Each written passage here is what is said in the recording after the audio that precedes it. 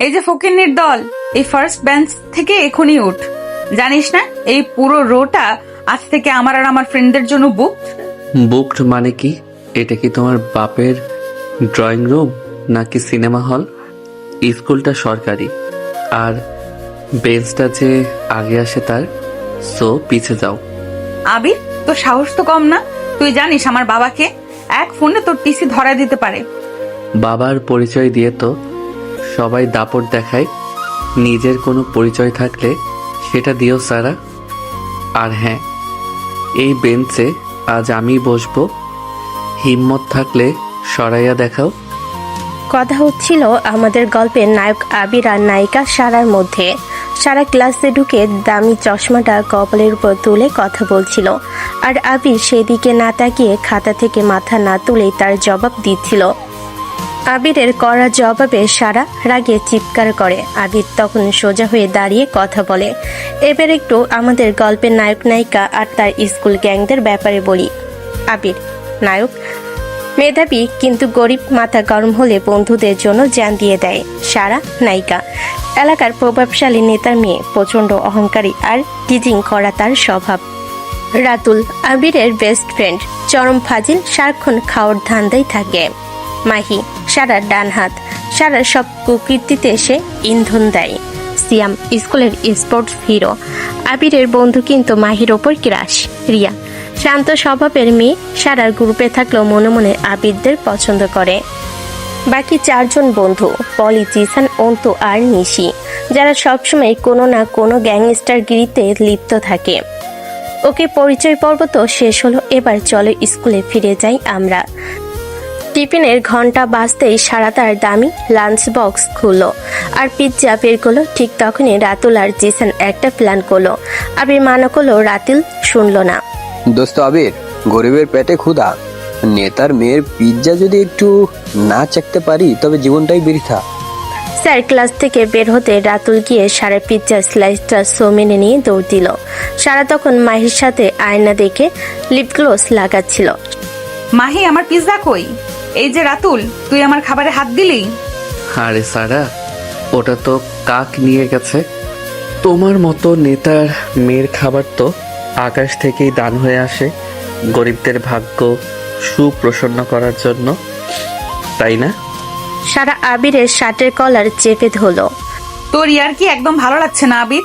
এক্ষুনি পিৎজা ফেরত দে, না হলে তোর ওই সস্তা ব্যাগটা আমি জানলা দিয়ে ড্রেনে ফেলে দিব। ঠিক তখনই ক্লাসে ঢুকলেন নতুন গণিত স্যার, মোশাররফ স্যার। তিনি বেশ কড়া মানুষ। এসে দেখলেন সারা আর আবির ঝগড়া করছে। কি হচ্ছে এখানে? তোমরা কি স্কুল পড়তে আসছো নাকি কুস্তি লড়তে? সারা, তুমি কেন ওর কলার ধরে আছো? স্যার, ও আমার টিফিন চুরি করেছে। এই বস্তির ছেলেদের স্কুলে জায়গা দেওয়াই ভুল হয়েছে। স্যার, আমরা বস্তির হতে পারি, কিন্তু কারো বাপের টাকায় জাঁকজমক করি না। আর টিফিন আমি নেইনি, রাতুল নিয়েছে। চুপ, আজ তোমরা দুজনেই শাস্তি পাবে। স্কুলের মাঠের ঘাস পরিষ্কার করবে টিফিনের পর, কোনো কথা নেই। স্কুল ছুটির পর সারা তার বডিগার্ডদের নিয়ে গেটে দাঁড়িয়ে আছে। আবির তার গ্যাং বের হতেই সারা তাদের পথ আটকালো। আবির, আজ তো তুই বেঁচে গেলি, কিন্তু মনে রাখিস আমার এলাকায় বাঘও পানি খায়। কাল থেকে যদি তোকে ফার্স্ট বেঞ্চে দেখি তবে তোর ওই পুরনো সাইকেলটা থাকবে না। সাইকেল না থাকলেও পা তো আছে সারা। আর তোর এলাকার বাঘের সাথে আমার দেখা হলে বইল আমি বিড়াল হয়ে থাকতে শিখিনি। রিয়া পেছন থেকে চুপি চুপি আবিরকে ডাকে।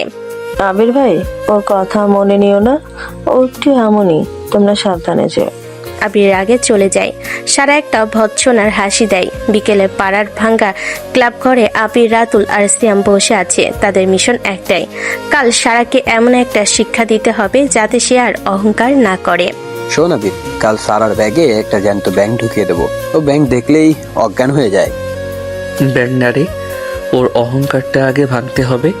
কাল আমরা সবাই মিলে ক্লাস বয়কট করব যদি ও আমাদের গ্রুপ থেকে কাউকে ইনসাল্ট করে। আবি যখন টিউশনি শেষ করে বাড়ি ফিরছিল, দেখলো সারার গাড়িটা রাস্তার মোড়ে নষ্ট হয়ে পড়ে আছে। সারা একা দাঁড়িয়ে আছে আর কিছু বকাটে ছেলে তাকে টিচ করছে। সারা ভয়ে কাঁপছে। কি গো বড় লোকের বিটি, এখন বাবার পাওয়ার কই? আমাদের সাথে একটু ঘুরতে চলো না। আবির সাইকেল থামিয়ে এগিয়ে এসে বলে। এই ছেড়ে দে ওকে, না হলে হাত পা গুনে ড্রেনে পাঠাবো। সারা আবিরকে দেখে অবাক হয়ে বলে। আবির তুমি এখানে কেন? চলে যাও, ওদের কাছে চাকু আছে। চাকু তো সবজি কাটার জন্য, মানুষ মারার জন্য না। সারা, আমার সাইকেলের পেছনে বসো, এখনই এলাকা ছাড়তে হবে। রাস্তার মোড়ে বখাটেদের সামনে আবির দাঁড়িয়ে আছে। সারা ভয়ে নীল হয়ে গেছে, কিন্তু তার অহংকার এখনো তার মাথার উপর। আবির একাই তিনজনের সাথে হাতাহাতি করে সারাকে সরিয়ে নিয়ে এলো, কিন্তু সারার মুখে থ্যাংক ইউ বদলে শোনা গেল অন্য কিছু। সারা গাড়ির কাছে গেল, গলার স্বর উঁচিয়ে বলে। আবির তুমি নিজেকে হিরো ভাবার চেষ্টা করো না, আর খবরদার আজকের এই কথা যেন স্কুলে কেউ না জানে। লোকে শুনলে হাসবে যে নেতার মেয়েকে একটা গরিব ছেলে বাঁচিয়েছে। আবির মাথার ঘাম মুছে অবাক হয়ে বলে। সারা, তোমার কি কৃতজ্ঞতা বোধ বলতে কিছু নেই? আমি না থাকলে আজ ওরা তোমার দামি ফোন আর গয়না সব নিয়ে নিত। নিয়ে যেত তো, বাবার টাকা দিয়ে আবার কিনতাম। তোমার মতন সস্তা সাইকেলে করে আমার যাওয়ার কোনো শখ নেই। আমার ড্রাইভার চলে আসছে, তুমি এখন আসতে পারো। আবির তাচ্ছিলর হাসি হেসে বলে। মানুষের চামড়া চকচক করলেই যে ভেতরটা পরিষ্কার হয় না, সেটা তোমাকে দেখলে বোঝা যায়। আচ্ছা যাও, আল্লাহ হাফেজ। পরের দিন সকাল 9টা। সারা তার চামচা মাহি আর নেশিকে নিয়ে গটগট করে ক্লাসে ঢুকলো। আবির আর রাতুল তখন পেছনে বেঞ্চে বসে ফিসফিস করছে। রাতুলের পকেট নড়াচড়া করছে জ্যান্ত একটা বড় কোনো ব্যাঙ। দোস্ত আবির, আজ যদি এই ব্যাঙ সারাকে না কামড়ায় তবে আমার নাম রাতুল না। কাল রাতেও তোকে যা অপমান করলো। ওকে কামড়াতে হবে না, শুধু একটু ভয় দেখালেই হবে। ওর মেজাজটা আজ একটু বেশিই চড়া। সারা সামনের বেঞ্চে বসে আয়না দেখতে দেখতে বলে। মাহি, তখন তো কালকের ওই শয়তানগুলোর সাথে ফাইট করতে গিয়ে আমার হাতের নখটা ভেঙে গেছে কিনা।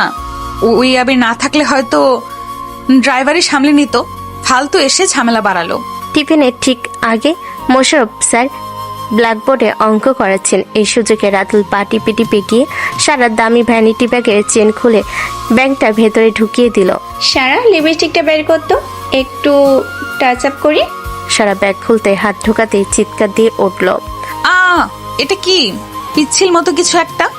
সারা চিৎকারে পুরো ক্লাস থমকে গেল। সারা ব্যাগটা ঝাড়া দিতে কোটোর চোখা বড় ব্যাংকটা লাফ দিয়ে সারা মাথার উপর পড়লো। সারা ভয়ে টেবিলের উপর উঠে দাঁড়িয়ে লাফালাফি শুরু করলো। বাঁচাও বাঁচাও, এটা কি? মোশাররফ স্যার ক্লাসে ভূত ঢুকেছে। রাতুল বেঞ্চ চাপড়ে হাসতে থাকে। আবির হাসি চেপে গম্ভীর মুখ করে রাখে কোনো মতে। ভূত না সারা, ওটা তোমার দূর সম্পর্কের আত্মীয়। দেখো কেমন আদর করে তোমার মাথায় বসে আছে। আরে স্যার, ব্যাঙ তো উপকারী প্রাণী। মনে হয় সারার দামি পারফিউমের গন্ধে মুগ্ধ হয়ে চলে আসছে। রাতুল, এই কাজ তোমার ছাড়া আর কারো হতে পারে না। সামনে আসো। সারাকে এভাবে অপদস্থ করার সাহস পাও কোথায়? স্যার, এটা আবির আর রাতুল মিলে করেছে। ওদের আজ টিসি দিয়ে দিন, আমি এক্ষুনি বাবাকে ফোন করছি। স্যার, রাতুল একাই করেছে তা নয়, আমরা সবাই মিলেই মজার ছলে করেছি। কিন্তু সারা যে সবাইকে ফকিন্নি আর বস্তির ছেলে বলে গালি দেয়, সেটার বিচার কি কোনোদিন হবে?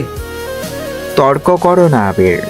রাতুল আর তুমি দুজনেই কান ধরে 1 ঘন্টা মাঠের রোদে দাঁড়িয়ে থাকবে। আর সারা, তুমি শান্ত হও।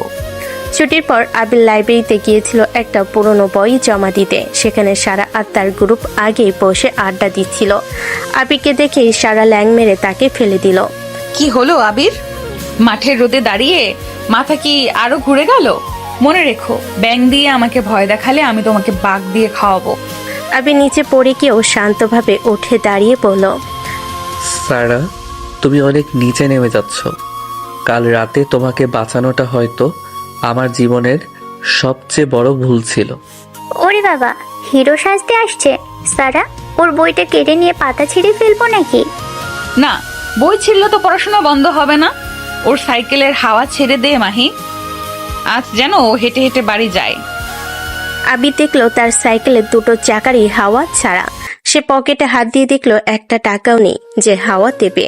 সে সাইকেলটা ঠেলে ঠেলে নিয়ে যাচ্ছে। পাশ দিয়ে সারার দামি গাড়িটা ধুলো উড়িয়ে চলে গেল।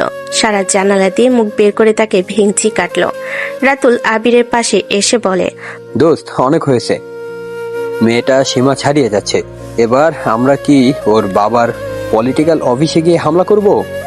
না রাতুল, নেতার মেয়েকে পলিটিক্স দিয়ে হারানো যাবে না। ওকে ওর অহংকারের জায়গা থেকেই নামাতে হবে। কাল স্কুলে আমরা সবাই মিলে একটা বড় স্কুল পালানোর নাটক সাজাবো, যাতে দোষটা সারার উপর পড়ে। পরের দিন সকালবেলা স্কুলে এক অদ্ভুত থমথমে পরিবেশ। আবির, রাতুল আর সিয়াম স্কুলের পেছনে আমতলায় বসে ফন্দি আটছে। তাদের প্ল্যান হলো আজ তারা এমন এক নাটক করবে যাতে সারাকে স্কুলের ডিসিপ্লিন কমিউনিটির সামনে ভিলেন বানানো যায়। অন্যদিকে সারা আজ আরো বেশি উগ্র। সে ভাবছে আবিরকে কাল সাইকেলে ঠেলতে দেখে সে জিতে গেছে। ক্লাসের প্রথম পিরিয়ড চলছে। কড়া মেজাজের ইংরেজি শিক্ষিকা সুলতানা ম্যাম ব্ল্যাকবোর্ডে লিখছেন। আবির হঠাৎ দাঁড়িয়ে গেল। ম্যাম, আমার ব্যাগ থেকে আমার জমানো ফর্ম ফিল আপের 500 টাকা চুরি হয়েছে। আমি নিশ্চিত ক্লাসের কেউ নিয়েছে। কি বলছো আপু? এই ক্লাসে চুরির মতো ঘটনা কার উপর তোমার সন্দেহ? আবির সরাসরি সারার দিকে তাকিয়ে বলে, সন্দেহ না ম্যাম, আমি যখন মাঠে শাস্তির জন্য দাঁড়িয়েছিলাম তখন সারা আমার বেঞ্চের আশেপাশে ঘুরঘুর করছিল। সারা, তুমি কি আমার ব্যাগটা চেক করছিলে? সারা আসন ছেড়ে দাঁড়িয়ে চিৎকার করে, হোয়াট? তোমার ওই সস্তা ব্যাগের আশেপাশে আমি যাব? আমি 1 সেকেন্ডে তুড়ি মারলে কোটি কোটি টাকার বন্যা ভাসিয়ে দিতে পারি। তুমি কে তা ভুলে গেছো নাকি? ম্যাম, ও নির্ঘাত মিথ্যা বলছে আমাকে ফাঁসাতে। ম্যাম, সারা কাল আবিরের সাইকেলে হাওয়া ছেড়ে দিয়েছে, সেটা সবাই দেখেছে। ও তো আবিরের পিছনেই লেগে আছে। হতে পারে চুরির উদ্দেশ্যে না, আবিরকে বিপদে ফেলার উদ্দেশ্যে করতেই পারে। এটা অসম্ভবের কিছু নয়। সারার টাকার প্রয়োজন নেই তা ঠিক, তবে সারার মজা নেওয়ার বেশ প্রয়োজন আছে। সারা, তোমার ব্যাগটা চেক করতে দাও, ডিসিপ্লিন মেনটেন করতে হবে। ম্যাম যখন সারার দামি লেদার ব্যাগ চেক করতে গেলেন তখন সারার আগে থরথর করে কাঁপছে। ম্যাম ব্যাগ ঝাড়া দিতে ভেতরে দামি মেকআপ কিটের সাথে বেরিয়ে এলো আবিরের সেই পুরনো 500 টাকার নোট। আসলে আবির যখন ম্যামের দিকে পিঠ দিয়েছিল তখন রাতুল চুপি চুপি নোটটা সারার ব্যাগের সাইড পকেটে ঢুকিয়ে দিয়েছিল। এটা আমার না, আই সোয়ার। এটা এই বস্তির ছেলেগুলো আমার ব্যাগে রেখেছে। চুপ করো সারা, বাবার পাওয়ার আছে বলে তুমি যা ইচ্ছে করবে? এখনই প্রিন্সিপালের রুমে চলো। সারা প্রিন্সিপালের রুমে কান্নাকাটি করছে আর নালিশ করছে। এদিকে আবির জানে সারা এর বদলা নেবে। টিফিনের পর আবির তার গ্যাংকে সিগন্যাল দিল। দোস্ত, সারা এবার ওর বাবার গুন্ডাদের ডাকবে। আমাদের এখনই স্কুল বাউন্ডারি পার হতে হবে। সারাকে একটা মেসেজ দিয়ে দে যে আমরা স্কুলের পেছনের পুরনো ক্লাবে আছি। কিন্তু বাউন্ডারি তো অনেক উঁচু, আর দারোয়ান কাকা তো গেটে লাঠি নিয়ে বসে আছে। আরে, বাউন্ডারির পিছনের দিকের গাছটা দিয়ে নামা যাবে, চল জলদি। আবির, রাতুল আর সিয়াম দেওয়াল টপকে লাফ দিল। ঠিক তখনই দারোয়ান কাকা শীষ দিয়ে উঠল। তারা পরিমরি করে দৌড়ে বকুলতলার জঙ্গল দিয়ে পালিয়ে গেল। সারা দূর থেকে এটা দেখলো। তার চোখে তখন খুনের নেশা। সে ভাবলো, আজ এদেরকে আমি এমন শিক্ষা দেব যা ওরা জন্মে ভুলবে না। স্কুল থেকে কিছুটা দূরে নির্জন এক পুরনো ক্লাব ঘর, ধুলো বালিতে ভরা। আবিরা সেখানে পৌঁছে হাঁপাচ্ছে। হঠাৎ দেখলো 3টে কালো রঙের বাইক ক্লাবের সামনে এসে থামলো। বাইক থেকে নামলো এলাকার নামকরা বখাটের সজল আত্মার বাহিনী। তাদের হাতে চেন আর হকি স্টিক। পেছনে সারার দামি গাড়িটা এসে থামলো। সারা গাড়ি থেকে নেমে দর্পভাবে বলে, কি হলো আবির? খুব তো ঢং দেখাচ্ছিলে স্কুলে। আমার ব্যাগে টাকা ঢুকিয়ে আমাকে চোর বানিয়েছিস।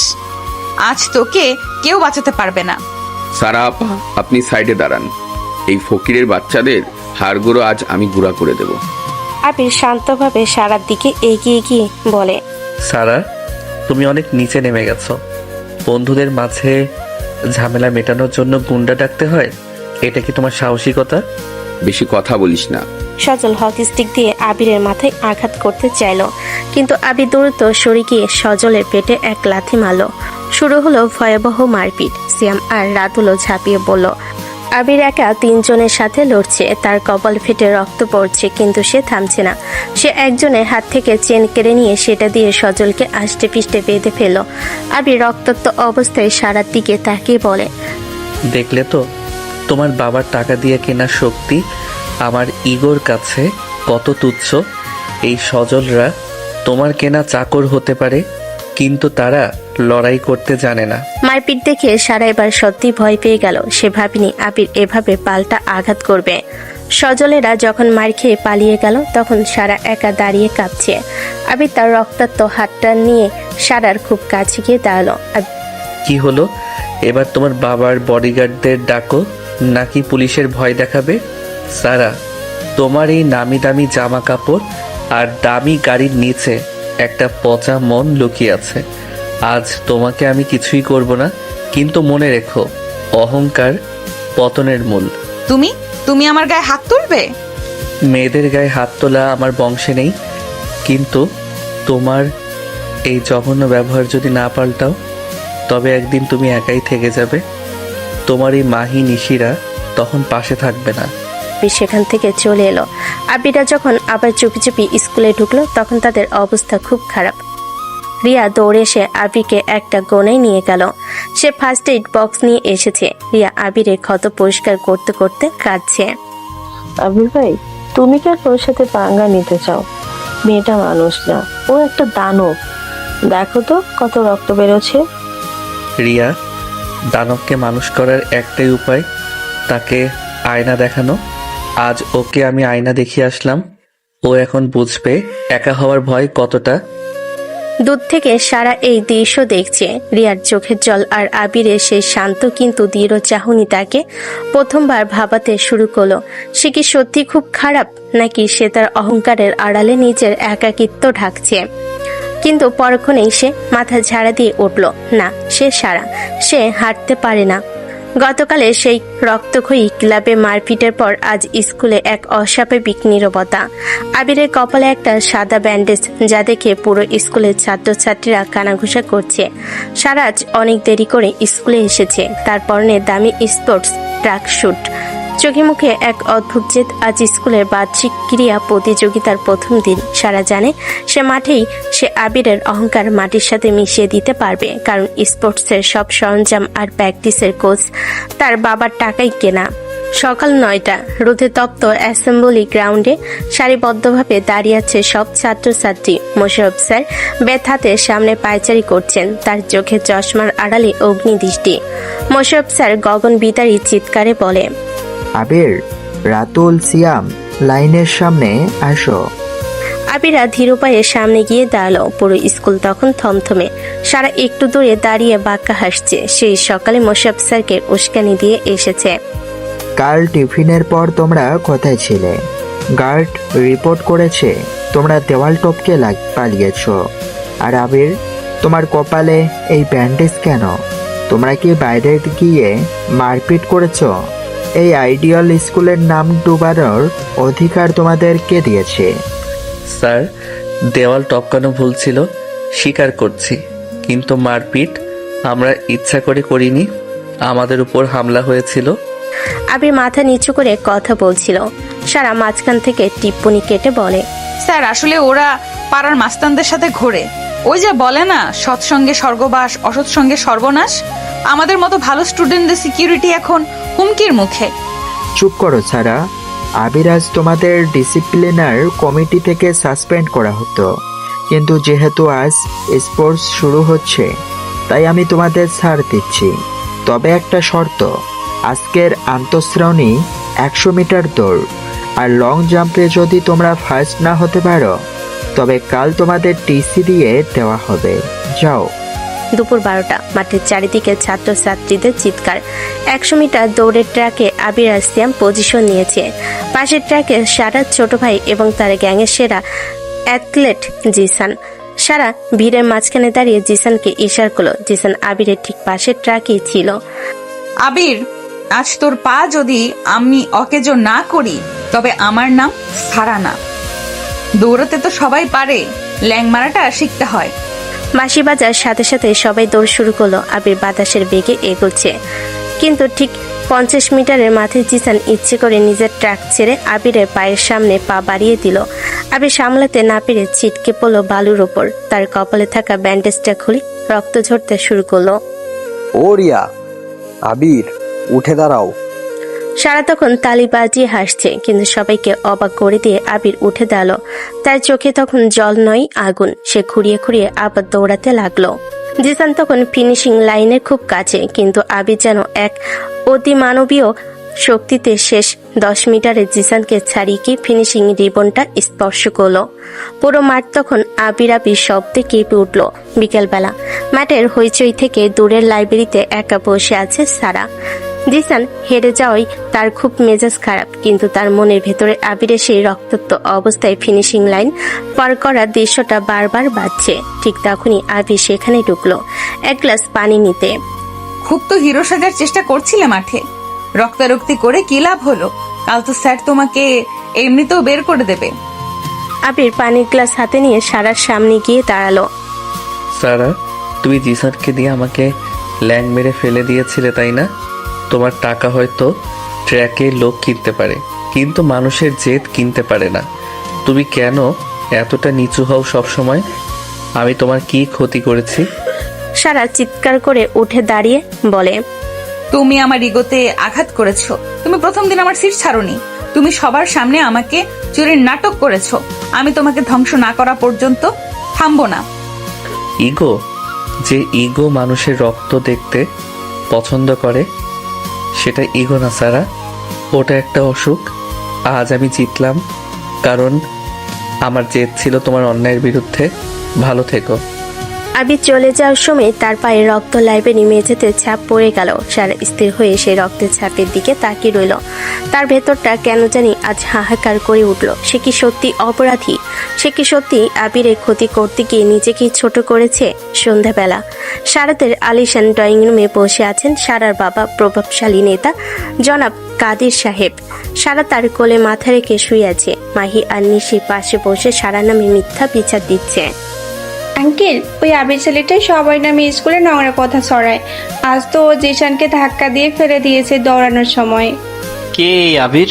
এত সাহস কার যে আমার মেয়ের চোখে পানি আনে? সারা মা, তুই চিন্তা করিস না, কাল স্কুলের স্পোর্টস ডে এর সমাপনী অনুষ্ঠানে আমি প্রধান অতিথি হিসাবে আসছি। ওই ছেলেকে আমি সবার সামনে এমন শিক্ষা দেব যে ও আর কোনোদিন মাথা তুলতে পারবে না। সারা মনে মনে হঠাৎ চমকে উঠল। সে আবিরকে ঘৃণা করে ঠিকই, কিন্তু বাবার হাতে আবিরের বড় কোনো ক্ষতি হোক সেটা সে চায় না। সে আবিরকে ভয় দেখাতে চেয়েছিল, জীবন ধ্বংস করতে নয়। রাত 1টা। আবিরের ছোট ছাপড়া ঘরের সামনে কয়েকটা বাইকের শব্দ শোনা গেল। আবির আর তার মা ঘুমিয়েছিলেন। হঠাৎ কে যেন দরজায় লাথি মারতে শুরু করলো। জানালা দিয়ে একটা জ্বলন্ত মশাল ভেতরে ফেলে দেওয়া হলো। মা, ওঠো, ঘরে আগুন লেগেছে। আবির কোনো মতে তার মাকে নিয়ে বাইরে বেরিয়ে আসতেই দেখলো সজলের নেতৃত্বে একদল গুন্ডা লাঠিসোঁটা নিয়ে দাঁড়িয়ে আছে। তার আবিরের পড়ার টেবিল আর বইগুলো টেনে বাইরে বের করে তাতে আগুন ধরিয়ে দিল।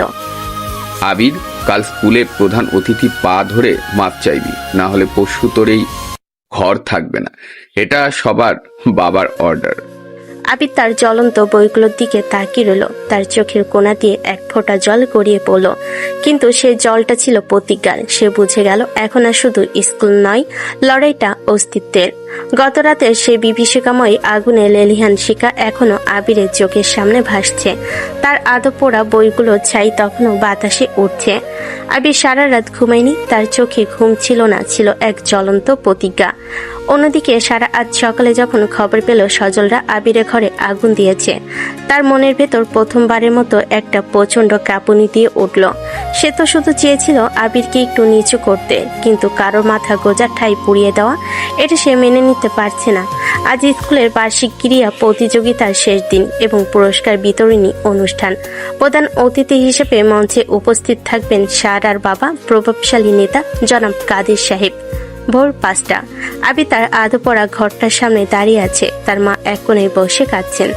আবিরের পরনে সে পুরনো স্কুল ইউনিফর্ম, যা সে কোনো মতে আগুন থেকে বাঁচাতে পেরেছে। তার প্রিয় অঙ্ক খাতাটা, যেটাতে সে সারা বছর কষ্ট করে নোট করেছিল, সেটা এখন কালো ছাই। আবির নিচু হয়ে সেই ছাইগুলোতে হাতে নিল। তার হাত কাঁপছে, কিন্তু চোখ দুটো পাথরের মতো স্থির। বাবা আবির, আজ আর স্কুলে যাস না, ওরা তোকে মেরে ফেলবে। আমরা এই এলাকা ছেড়ে চলে যাই, চল। আবিরের মা হাহাকার করে ওঠে আবির মায়ের হাত ধরে। না মা, আজ যদি আমি না যাই তবে ওই ছাইগুলোর কোনো দাম থাকবে না। ওরা আমার ঘর পুড়িয়েছে কিন্তু আমার সাহস পোড়াতে পারেনি। আজ আমি ওদের চোখে চোখ রেখে জবাব দেব। আবির তার ব্যাগে ওই আধপড়া বইয়ের কিছু অংশ ভরে নিল। সে আজ স্কুলে সেই মাঠে যাবে যেখানে তাকে অপমান করার জন্য রাজকীয় মঞ্চ সাজানো হয়েছে। পথে তার দেখা হলো রাতুল আর সিয়ামের সাথে। তারা আবিরের ঘরের অবস্থা দেখে থমকে দাঁড়ালো। আবির, আজ আমরা কেউ স্কুলে যাব না। আজ আমরা সজলের আস্তানায় গিয়ে হামলা করব। না রাতুল, মারপিট করে ওদের সাথে জেতা যাবে না। আজ আমাদের লড়তে হবে হাজার হাজার মানুষের সামনে, যেখানে সারার বাবা মঞ্চে বসে থাকবে। তোরা শুধু আমাদের সাথে থাকিস। সকাল 10টা। স্কুলের বিশাল মাঠ আজ পতাকায় সাজানো। মাঠের মাঝখানে এক রাজকীয় প্যান্ডেল। সেখানে গদিওয়ালা চেয়ারে বসে আছেন জনাব কাদের সাহেব। তার দুই পাশে বডিগার্ডরা দাঁড়িয়ে। মোশাররফ স্যার এবং প্রিন্সিপাল স্যার খুব বিনয়ের সাথে তার আপ্যায়ন করছেন। সারা মঞ্চের এক পাশে সোফায় বসে আছে, কিন্তু তার দৃষ্টি মাঠের গেটের দিকে। সে বারবার ভাবছে আবি কি আজ আসবে নাকি সে ভয়ে পালিয়েছে। ঠিক তখনই গেট দিয়ে আবিকে ঢুকতে দেখা গেল। তার ইউনিফর্মে ছাইয়ের দাগ, কপালে সেই পুরনো ব্যান্ডেজ। সারা এক মুহূর্তের জন্য শিউরে উঠল। আবির, তুমি কেন আসলে? আজ তো বাবা তোমাকে সবার সামনে অপমান করবে। চলে যাও আবির, আজকের দিনটা তোমার জন্য নিরাপদ না। সারা মনে মনে যখন এসব ভাবছিল তখন মাহি সারার কানে কানে ফিস ফিস করে বলে, দেখ সারা, ওই ভিখারিটা এখনো আসছে। দেখিস আজ আঙ্কেল ওকে কেমন শিক্ষা দেয়। ওর ঘর পোড়ানোটা জাস্ট একটা ট্রেলার ছিল। চুপ কর মাহি, ঘর পোড়ানো কোনো বাহাদুরি না। তুই জানিস ওর মা একা থাকে, এটা অনেক বেশি হয়ে গেছে। আরে সারা, তুই ওর জন্য মায়া দেখাচ্ছিস নাকি? ও তো তোকে কাল লাইব্রেরিতে কত কথা শোনালো। সারা উত্তর দিল না। সে দেখলো আবি ধীর পায়ে মাঠের এক কোণে গিয়ে তার বন্ধুদের সাথে দাঁড়ালো। তার চেহারায় কোনো ভয় নেই, বরং এক অদ্ভুত দৃঢ়তা আছে। দুপুর 12টা। পুরস্কার বিতরণের সময় হয়েছে। মোশাররফ স্যার মাইকে কাদের সাহেবের নাম ঘোষণা করলেন। কাদের সাহেব মঞ্চে দাঁড়িয়ে এক দীর্ঘ ভাষণ দিতে শুরু করলেন। এক পর্যায়ে তিনি আবিরের দিকে ইঙ্গিত করলেন, এই স্কুলে অনেক মেধাবী ছাত্র আছে, কিন্তু কিছু কিছু ছাত্র আছে যারা এই স্কুলের পরিবেশ নষ্ট করেছে। আমি শুনেছি গতকাল এক ছাত্র আমাদের স্কুলের ডিসিপ্লিন ভেঙেছে, এমনকি সে আমার মেয়ের গায়ে হাত তোলার চেষ্টাও করেছে। আবির, সামনে এসো। পুরো মাঠ নিস্তব্ধ। হাজার হাজার চোখ আবিরের দিকে। আবির ধীর পায়ে মঞ্চের নিচে গিয়ে দাঁড়ালো। কাদের সাহেব তার পকেট থেকে এক বান্ডিল টাকা বের করলেন। তোমার মতো ছেলেদের শুধরানোর জন্য দুটো জিনিস লাগে, হয় ভয় না হয় টাকা। আমি শুনেছি তোমার ঘর পুড়ে গেছে, এই নাও 10,000 টাকা। এটা দিয়ে নতুন ঘর করো, কিন্তু শর্ত হলো আজ সবার সামনে তোমাকে সারার পা ধরে ক্ষমা চাইতে হবে যে তুমি আর কোনোদিন ওর পথে আসবে না। মাঠে তখন ফিসফাস শুরু হয়েছে। মোশাররফ স্যার অস্বস্তিতে ঘামছেন, কিন্তু নেতার মুখের উপর কথা বলার সাহস তার নেই। সারা মঞ্চের উপর থেকে দেখছে। তার মনে হচ্ছে সে এখনই চিৎকার করে সব থামিয়ে দেবে। আবির টাকাগুলো নিল না। সে তার ব্যাগ থেকে সেই আধপোড়া বইগুলো আর এক মুঠো চাই বের করে মঞ্চের উপর ছিটিয়ে দিল। সবাই স্তব্ধ হয়ে গেল। আবির মাইকের স্ট্যান্ডটা টেনে নিয়ে কথা বলতে শুরু করলো। জনাব কাদের সাহেব, আপনার এই টাকার বান্ডিল দিয়ে হয়তো আমার ঘর মেরামত হবে, কিন্তু আমার এই পুড়ে যাওয়া বইগুলোর জ্ঞান কি আপনি ফেরত দিতে পারবেন? আমার মা সারা রাত খোলা আকাশের নিচে কেঁদেছে। আপনার এই টাকা কি সেই চোখের জল মুছতে পারবে? আমি সারার পা ধরবো না, কারণ আমি কোনো অন্যায় করিনি। অন্যায় আপনি করেছেন আপনার ক্ষমতার দাপট দেখিয়ে। আপনি নেতা হতে পারেন, কিন্তু আপনি একজন বাবা হিসাবে ব্যর্থ। আবির, থামো। তুমি কার সাথে কথা বলছো জানো? জানি স্যার, আমি একজন অপরাধীর সাথে কথা বলছি। সারা, তুমি চেয়েছিলে না আমাকে নিচু করতে? এই দেখো, আজ আমি অনেক উঁচুতে দাঁড়িয়ে কথা বলছি। তোমার এই সোনার চামচ দিয়ে কেনা জীবন আমার এই ছায়ের কাছে হেরে গেছে। আজই আমি এই স্কুল ছেড়ে চলে যাচ্ছি, কিন্তু মনে রেখো সারা, ক্ষমতা চিরস্থায়ী নয়, কিন্তু মানুষের ঘৃণা চিরস্থায়ী। আবি তার আইডি কার্ডটা মঞ্চে ফেলে দিয়ে ঘুরে হাঁটা দিল। রাতুল, সিয়াম, রিয়া আর বাকি বন্ধুরা এক একে তাদের আইডি কার্ডগুলো মঞ্চে ফেলে আবিরের পেছনে গিয়ে দাঁড়ালো। পুরো স্কুলের ছাত্রছাত্রীরা তখন এক অদ্ভুত ঘোরের মধ্যে। তারা দেখলো এক সাধারণ ছেলে তার প্রতাপশালী নেতার দর্প চূর্ণ করে যাচ্ছে। আবির চলে যাওয়ার পর সারা আর বসে থাকতে পারল না। সে দেখলো তার বাবা মঞ্চে দাঁড়িয়ে রাগে কাঁদছেন আর সজলকে ইশারা করছেন আবিরকে ধরার জন্য। সারা এবার প্রথমবার তার বাবার সামনে রুখে দাঁড়ালো। বাবা থামাও এসব, তুমি যা করেছো তার জঘন্য, আমি তোমাকে ঘৃণা করি। সারা, তুই আমার মুখে মুখে কথা বলছিস ওই ছোট লোকের বাচ্চার জন্য? ও ছোট লোক না বাবা, ছোট লোক আমরা, যার মন এত বড় যে ঘর পড়ে যাওয়ার পরেও সে ভিক্ষা নেয়নি, সে আমাদের চেয়ে অনেক বড় লোক। আমি আজই ওর কাছে গিয়ে ক্ষমা চাইবো। সারা মঞ্চ থেকে নেমে দৌড়ে মাঠের বাইরে গেল, কিন্তু আবির তখন অনেক দূরে। সারা রাস্তার মোড়ে গিয়ে দেখলো আবির তার মাকে নিয়ে এক রিকশায় চড়ে চলে যাচ্ছে। সারা চিৎকার করে ডাকলো, আবির শোনো, কিন্তু আবির একবারও পেছন ফিরে তাকালো না। সারার চোখে জল তখন বাদ মানছে না। সে বুঝতে পারলো সে যা হারিয়েছে তা কোনো টাকা দিয়ে কেনা সম্ভব না। সে আবিরকে নয়, সে নিজের মনুষ্যত্বকে হারিয়েছে। গতকালে সেই পলায়নকারী ঘটনার পর আজ স্কুলের পরিবেশ যেমন এক শ্মশান। যে মাঠে গতকাল উৎসব হওয়ার কথা ছিল সেখানে আজ কেবল পড়ে আছে আবিরের সেই আধো পড়া বইয়ের ছাই আর মঞ্চের ওপর ছিঁড়ে পড়া কিছু রঙিন কাগজ। আবির চলে গেছে, তার আইডি কার্ডটা এখনো প্রিন্সিপাল স্যারের টেবিলের এক কোণে অবহেলায় পড়ে আছে। সারা আজ স্কুলে আসেনি, সে তার আলিশান ঘরে দরজা বন্ধ করে অন্ধকারের মধ্যে বসে আছে। তার কানে এখনো বাজছে আবিরের সেই শেষ কথাগুলো।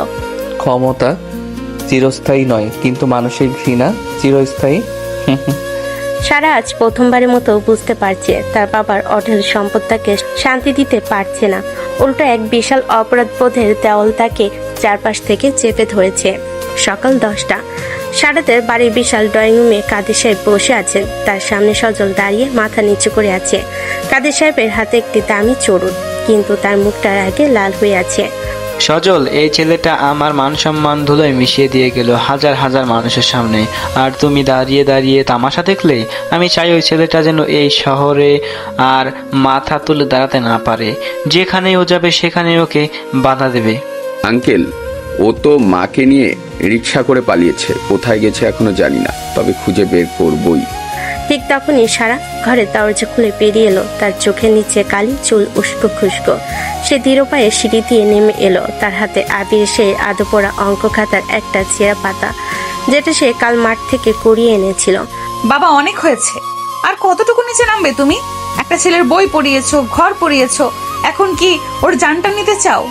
সারা, তুই কার সাথে কথা বলছিস? দেখ, আমি যা করেছি সব তোর অপমানের বদলা নেওয়ার জন্য করেছি। মিথ্যে কথা, তুমি তোমার ইগোর জন্য করেছো। আমি কোনোদিন বলিনি ওর ঘর পুড়িয়ে দিতে। বাবা, তুমি আজ থেকে আমার জন্য কোনো টাকা খরচ করবে না। তোমার এই কালো টাকার গন্ধ আমি আর সইতে পারছি না। আমি আজই আবিরকে খুঁজে বের করব এবং ওর পা ধরে ক্ষমা চাইবো, যেটা তুমি ওকে দিয়ে করাতে চেয়েছিলে। খবরদার সারা, তুই ওই ফকিরের ছেলের কাছে যাবি না। যদি যাস তবে মনে রাখিস তুই আমার মেয়ে হওয়ার অধিকার হারাবি। তোমার মেয়ে হওয়ার চেয়ে ওই ছাইগুলোর সঙ্গী হওয়া অনেক বেশি সম্মানের। বাবা, আমি চললাম। শহরের এক প্রান্তে এক নোংরা রিক্সা গ্যারেজ। দিনের চালা দিয়ে বৃষ্টির পানি পড়ছে। আবির সেখানে বসে একটি রিক্সার চাকা সারাই করছে। তার সাদা স্কুল ইউনিফর্মটা এখন তেল আর গ্রিসে কালো হয়ে গেছে। পাশে একটা ছোট্ট চৌকিতে তার মা শুয়ে আছে। আবিরের পড়াশোনা বন্ধ হয়ে গেছে। এখন তার একমাত্র লক্ষ্য মাকে দুবেলা খাওয়ানোর আর থাকার একটা মাথা গোজার ঠাঁই করা। কিরে আবির, স্কুল তো ছাড়লি, এখন কি সারা জীবন এই চাকা ঘুরাবি? তুই তো পড়াশোনায় ভালো ছিলি। চাকা ঘোরানোটাই এখন আমার ভাগ্য চাচা। কলম ধরার হাত এখন বেঞ্চ ধরছে। অন্তত কেউ তো আর আমার এই লোহার চাকা পোড়াতে আসবে না। বাবা, আমার জন্য তোকে এই দশা ভোগ করতে হচ্ছে। আমি যদি না থাকতাম তবে তুই হয়তো আজ ক্লাসে থাকতি। ওসব কথা বলো না মা। স্কুল থেকে আমাকে বের করতে পেরেছে ঠিকই, কিন্তু আমার ভেতর থেকে জেদটা বের করতে পারিনি। আজ হয়তো আমি রিক্সা ঠিক করছি, কিন্তু কাল আমি নিজের পায়ে ঠিকই দাঁড়াবো। ক্ষমতার দাপট একদিন শেষ হবেই। আবি যখন কথাগুলো বলছিল তখন তার চোখে জল ছিল না, ছিল এক কঠিন পাথর। সে জানে এই শহরে তার জন্য কোনো দরজা খোলা নেই। কাদের সাহেবের লোকেরা তাকে কোনো কাজ করতে দিচ্ছে না। এই রিক্সা গ্যারেজটাই তার শেষ আশ্রয়। সারা তার দামি গাড়ি ফেলে দিয়ে পায়ে হেঁটে রাস্তায় নামলো। সে চেনে না আবির কোথায় থাকতে পারে। সে প্রথমে গেল রাতুলের বাড়িতে। রাতুল আর সিয়াম তখন এক গলির মোড়ে মন খারাপ করে বসেছিল। সারাকে দেখে তারা ক্ষিপ্ত হয়ে উঠল। এখানে কেন আসছো সারা? বাবার ক্ষমতা দিয়ে কি এখন আমাদের পাড়াতেও আগুন লাগাবে? চলে যাও এখান থেকে। আবির নেই, আমাদের বন্ধু নেই, এখন তো তুমি খুশি তাই না? পুরো স্কুল তো এখন তোমার বাবার। নিচু স্বরে চোখে জল নিয়ে বলে, তোমরা আমাকে যা ইচ্ছা বলতে পারো, কিন্তু প্লিজ আমাকে একবার বলো আবির কোথায়? আমি ওকে ফেরত আনতে চাই, আমি ওকে সাহায্য করতে চাই। সাহায্য? তুমি সাহায্য করবে?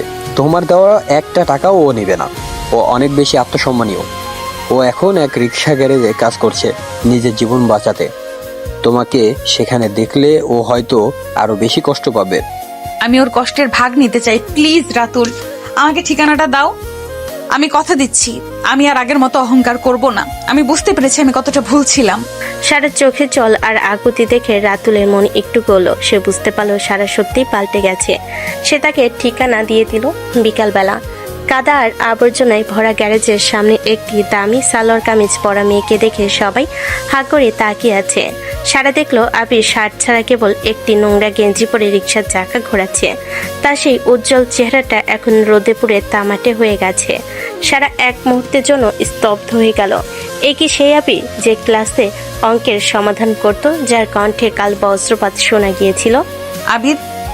আবির চাকা ঘোরানো থামিয়ে স্থির হয়ে গেল। সে পেছনে ফিরে দেখলো সারা দাঁড়িয়ে আছে। আবিরের চোখে কোনো ঘৃণা নেই, কেবল এক গভীর শূন্যতা। আপনি এখানে কেন সারা? আপনার পায়ের জুতোটা নষ্ট হয়ে যাবে এই কাদায়। এখানে কোনো এসি নেই, কোনো রাজকীয় মঞ্চও নেই। আপনি ভুল জায়গায় চলে এসেছেন। সারা আবিরের পায়ের কাছে বসে পড়ে। আবির আমাকে তুমি ক্ষমা করে দাও। আমি জানতাম না বাবা এমনটা করবে। আমি তোমার সব বই কিনে দেব, আমি তোমাকে ভালো স্কুলে ভর্তি করিয়ে দিব। প্লিজ তুমি এখানে কাজ করো না। শান্তভাবে সারার হাত থেকে নিজের পা সরিয়ে নিয়ে বলে, টাকা দিয়ে বই কেনা যায় সারা, কিন্তু জ্ঞান আর সময় ফেরত আনা যায় না। আপনি আমাকে ক্ষমা করতে এসেছেন কারণ আপনার বিবেক দংশন করছে, কিন্তু আমি আপনাকে ক্ষমা করব না, কারণ আপনার মতো মানুষদের ক্ষমা করলে আপনারা আবার অন্যদের উপর দাপট দেখাবেন। আমি এই কাদা মাটিতেই ভালো আছি।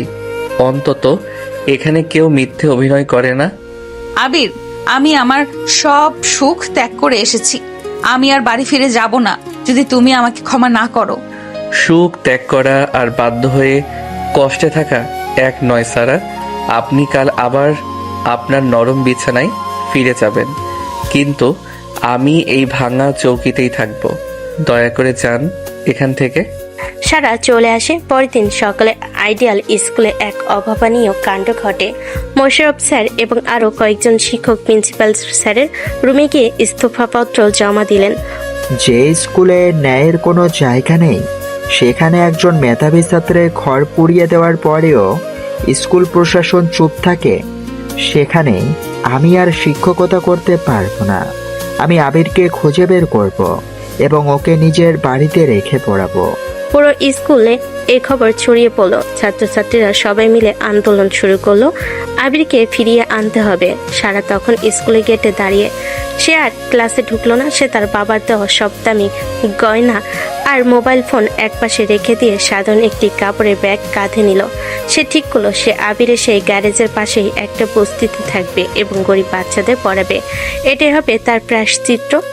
মানুষের জীবন যে কত দ্রুত বদলে যেতে পারে সেটা আবির আর সারাকে না দেখলে বোঝা যায় না। কয়েকদিন আগেও যে সারা ছিল স্কুলের রানী, যার ইশারায় সবাই চলতো, সে আজ ধুলাবালির রাস্তায় হাঁটছে। আর যে আবির ছিল ক্লাসের সেরা ছাত্র, সে আজ রিক্সা গ্যারেজে গ্রিস আর তেলের মধ্যে নিজের ভবিষ্যৎ খুঁজছে। আকাশটা আজ মেঘলা, যেন আবিরের মনে কষ্টের মতোই থমথমে। সারা তার বাবার আলিশান বাড়ি ছেড়ে বেরিয়ে এসেছে। তার সাথে নেই কোনো গাড়ি, নেই কোনো বডিগার্ড। সে আজ সাধারণ এক সুতির কামিজ পরে সে নোংরা গ্যারেজের দিকে যাচ্ছে যেখানে আবির কাজ করে। সকালবেলা গ্যারেজে টিনের চালে টুপটুপ করে বৃষ্টি পড়ছে। আবির একটা ভাঙ্গা রিক্সার চাকা খুলছে। তার হাতে কালচে তেলের দাগ লেগে আছে। সারা এসে গ্যারেজের দরজা দাঁড়ালো। আবির একবার তাকিয়ে আবার কাজে মন দিল। তার চোখে মুখে কোনো রাগ নেই, আছে শুধু এক গভীর উদাসীনতা। আবির, আমি বাড়ি ছেড়ে চলে এসেছি। আমি আর ওই পাপের টাকায় থাকবো না। তুমি কি আমাকে এবার মাফ করবে না? বাড়ি ছাড়া খুব সহজ সারা, কিন্তু অভাবের সাথে লড়াই করা খুব কঠিন। আপনি 2 দিন পর আবার নিজের এসি রুমে ফিরে যাবেন। আমার মতো গরিবের সাথে নাটক করে লাভ নেই। নাটক নয় আবির, আমি সত্যি বলছি। আমি আজ থেকে ওই বস্তির একটা ছোট ঘরে থাকবো। আমি ঠিক করেছি পাড়ার ছোট ছোট ছেলে মেয়েদের পড়াবো। আমি তোমার মতো কষ্ট করতে চাই, যাতে বুঝতে পারি আমি তোমার কতটা ক্ষতি করে ফেলেছি। সারা নিচু স্বরে কথাগুলো বলছিল। আবির এবার সোজা হয়ে দাঁড়িয়ে বলল, ক্ষতি তো করেই ফেলেছেন। আমার বইগুলো আর ফিরে আসবে না। আমার মা কাল রাতে জ্বরে কাঁপছিলেন, কিন্তু ওষুধের টাকা ছিল না। আপনার বাবা আমার সব কাজের রাস্তা বন্ধ করে দিয়েছেন। এখন এই রিক্সা সারিয়ে যে কয়টা টাকা পাই তাই দিয়ে মার মুখে ভাত তুলে দেই। আপনি এখানে দাঁড়িয়ে থাকলে আমার কাজে দেরি হচ্ছে। সারা কিছু বলল না। সে দেখলো আবিরের মা গ্যারেজের এক কোণায় ছোট্ট একটা বিছানায় শুয়ে আছেন। সারা গিয়ে ওনার পায়ের কাছে বসলো। আবিরের মা অবাক হয়ে তাকালেন। কি রে মা, তুমি এত সুন্দর মুখ, এখানে কেন আসছো? খালা, আমি আপনার অপরাধী। আমি সারা রাত ঘুমাতে পারিনি। আমাকে যদি একটু সেবা করতে দেন তবে হয়তো আমার মনটা একটু হালকা হবে। আবিরের মা খুব কষ্ট পেলেন যখন জানলেন সারাই তার সর্বনাশের কারণ। তিনি কিছু না বলে কাঁদতে কাঁদতে চলে গেলেন। সারা বুঝলো আসলেই সে অনেক বড় অন্যায় করে ফেলেছে। এরপর সারা সত্যি বস্তিতে একটা ছোট্ট ঘর ভাড়া নিল। ঘরটা এত ছোট যে ঠিকমতো শোয়াও যায় না। মেঝের ওপর পাটি পিছিয়ে সে থাকতে শুরু করলো। তার কাছে কোনো টাকা নেই। সে তার একটা দামি কানে দুল বিক্রি করে চাল আর ডাল কিনলো। সারা কোনোদিন নিজের হাতে রান্না করেনি। আজ সে মাটির চুলায় রান্না করার চেষ্টা করছে। ধোয়া তার চোখে লাল হয়ে গেছে, বারবার কাশি আসছে। মাহি ও নিশি হঠাৎ বস্তিতে এসে হাজির হলো। ওরে বাবা, সারা তুই সত্যি এখানে আসছিস? এই নোংরা গন্ধে তো দম বন্ধ হচ্ছে না। চল আমাদের সাথে, আঙ্কেল খুব রেগে আছেন। না মাহি, তোরা যা এখান থেকে। আজ আমি বুঝতে পারছি এক মুঠো ভাতের জন্য মানুষকে কত কষ্ট করতে হয়। আমি ওর এই মিথ্যে আভিজাত্যের মধ্যে ফিরবো না। তোরা যদি পারিস আবিরের জন্য কিছু পুরনো বই জোগাড় করে দিস। তুই পাগল হয়ে গেছিস সারা? একটা রিক্সাওয়ালা ছেলের জন্য তুই নিজের লাইফ নষ্ট করছিস? ও রিক্সাওয়ালা হতে পারে, কিন্তু ওর মনটা আকাশের মতো বড়। আর আমি শুধু বাবার দাপটে বড় ছিলাম। আসলে আমি ভেতরে একদম ফাঁকা ছিলাম। সন্ধ্যাবেলা আবি যখন কাজ শেষ করে ফিরছিল তখন গ্যারেজের সামনে মোশাররফ স্যার দাঁড়িয়ে আছেন। স্যারের হাতে একটা বড় ঝোলা ভর্তি নতুন বই আর খাতা।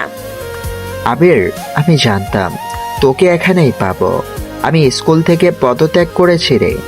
যে স্কুলে মেধাকে সম্মান দেয় না সেখানে আমি আর থাকবো না। আবি স্যারের পা ছুঁয়ে সালাম করলো। স্যার, আপনি কেন এমন করলেন? আপনার তো চাকরিটা দরকার ছিল। চাকরির চেয়েও বড় হলো আদর্শ।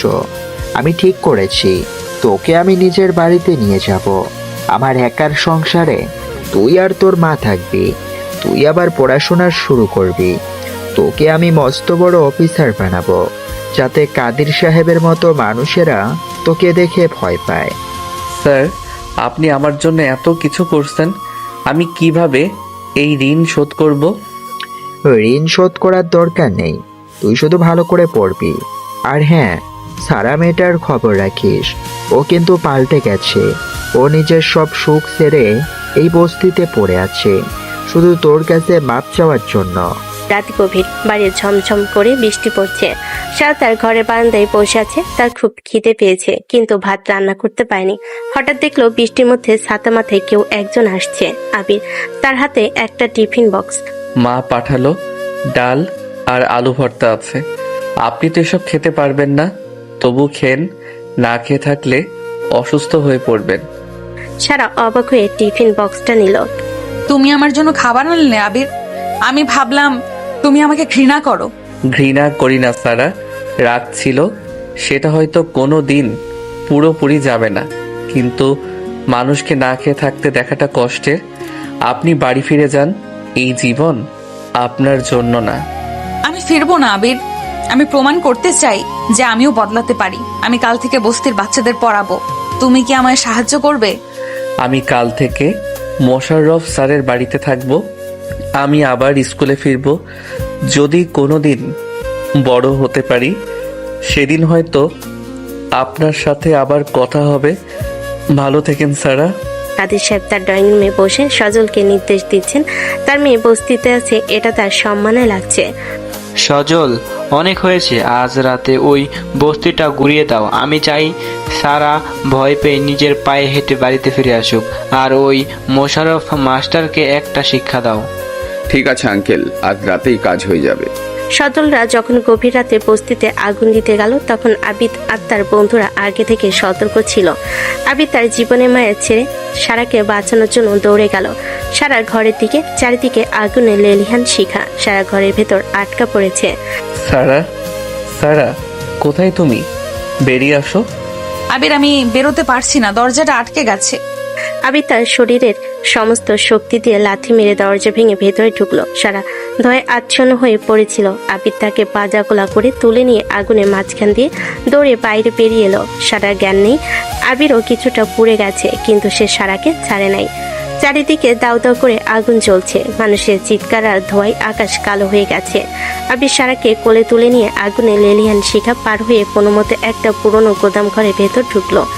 বাইরে সজলের লোকেরা এখনো পাহারা দিচ্ছে, তাই এই মুহূর্তে বাইরে বের হওয়া মানেই মৃত্যু। গুদাম ঘরটা অনেকদিন পুরনো, চারিদিকে বড় কাঠের বাক্স আর ধুলের আস্তরণ। বাইরে বৃষ্টির শব্দ আর আগুনের গর্জন ভেতরে আবছায় শোনা যাচ্ছে। গুদাম ঘরের বাইরে আবছা আলো। আবির হাঁপাতে হাঁপাতে সারাকে একটা বড় কাঠের বক্সের উপর বসালো। সারা ধোঁয়ায় আচ্ছন্ন হয়ে প্রায় অবচেতন ছিল। তার লম্বা চুলগুলো এলোমেলো হয়ে কপালে লেপ্টে আছে। আবি নিজের গায়ে টি শার্টের হাতটা দিয়ে সারার মুখটা মুছে দিল। সারা, সারা চোখ খোলো, আমরা এখন নিরাপদ। শোনো আমার কথা। সারা ধীরে ধীরে চোখ মেলল। আবছা অন্ধকারে সে দেখলো আবির তার খুব কাছে। আবিরের কপাল দিয়ে ঘাম আর রক্ত মিশে গড়িয়ে পড়ছে। সারা ভয় আর আতঙ্কে হঠাৎ আবিরকে শক্ত করে জড়িয়ে ধরলো। এই প্রথম তাদের মাঝে কোনো ঝগড়া নেই, কোনো ইগো নেই, আছে শুধু বেঁচে থাকার এক তীব্র আকুতি। আবির, আমি ভেবেছিলাম আমি মরে যাব। কেন আসলে তুমি? কেন বারবার আমার জন্য নিজের জীবন বিপন্ন করো? আবির সারার পিঠে হাত রেখে শান্ত করার চেষ্টা করলো। জানি না সারা, হয়তো আপনাকে জ্বালানোর জন্য হলেও আপনার বেঁচে থাকা দরকার। চুপ করো, বাইরে ওরা এখনো ঘুরছে। বাইরে হঠাৎ ঝমঝম করে বৃষ্টি নামলো। গুদাম ঘরের ফুটো ছাদ দিয়ে বৃষ্টির পানি ছুঁয়ে পড়ছে। ঠান্ডা হাওয়ায় সারা কাঁপতে শুরু করলো। তার সুতির কামিজটা ঘামে আর বৃষ্টির ছাটে ভিজে শরীরে সেটে গেছে। আবি দেখলো সারা শীতে থরথর করে কাঁপছে। সে দ্বিধা করলো, তারপর ধীর পায়ে সারার পাশে বসলো। খুব শীত লাগছে, আমার এই পুরনো চাদরটা গায়ে দাও। আবি তার কাঁধের চাদরটা সারার গায়ে জড়িয়ে দিতে গেল। তখনই তাদের হাত একে অপরে স্পর্শ করলো। এক মুহূর্তের জন্য মনে হলো সময় থেমে গেছে। আবি যখন চাদরটা ঠিক করে দিচ্ছিল তখন তার মুখটা সারার খুব কাছে চলে এলো। সারার তপ্ত নিঃশ্বাস আবিরের গলায় লাগছে। সারা গভীর চোখে আবির দিকে তাকালো। সেই চোখ আজ ঘৃণার বদলে এক অদ্ভুত মায়া। আবির, তোমার কপাল দিয়ে রক্ত পড়ছে, খুব লাগছে। সারা তার কাঁপাকাঁপি হাতটা বাড়িয়ে আবিরের কপালের ক্ষতটা ছুঁয়ে দিল। আবির শিউরে উঠল। সে কোনোদিন ভাবেনি এই হাতটাকে এতটা কোমলভাবে স্পর্শ করবে। আবির সারার হাতটা নিজের হাতের মুঠোয় নিল। অন্ধকারে দুজনের নিঃশ্বাসের শব্দ শোনা যাচ্ছে। ক্ষতটা বাইরে সারা, ভেতরে না। কিন্তু আজ কেন জানি সব ব্যথা হারিয়ে যাচ্ছে। আপনি কেন আমার জন্য বাড়ি ছাড়লেন? কেন এই কষ্টে নিজেকে জড়াচ্ছেন? কারণ আমি তোমাকে ছাড়া নিজেকে কল্পনা করতে পারছি না আবির। আমি যতবার তোমাকে কষ্ট দিয়েছি ততবার আমার নিজের ভেতরটা পুড়েছে। আমি কি খুব খারাপ? গুদাম ঘরের এক কোণে তারা দুজনে বসে আছে।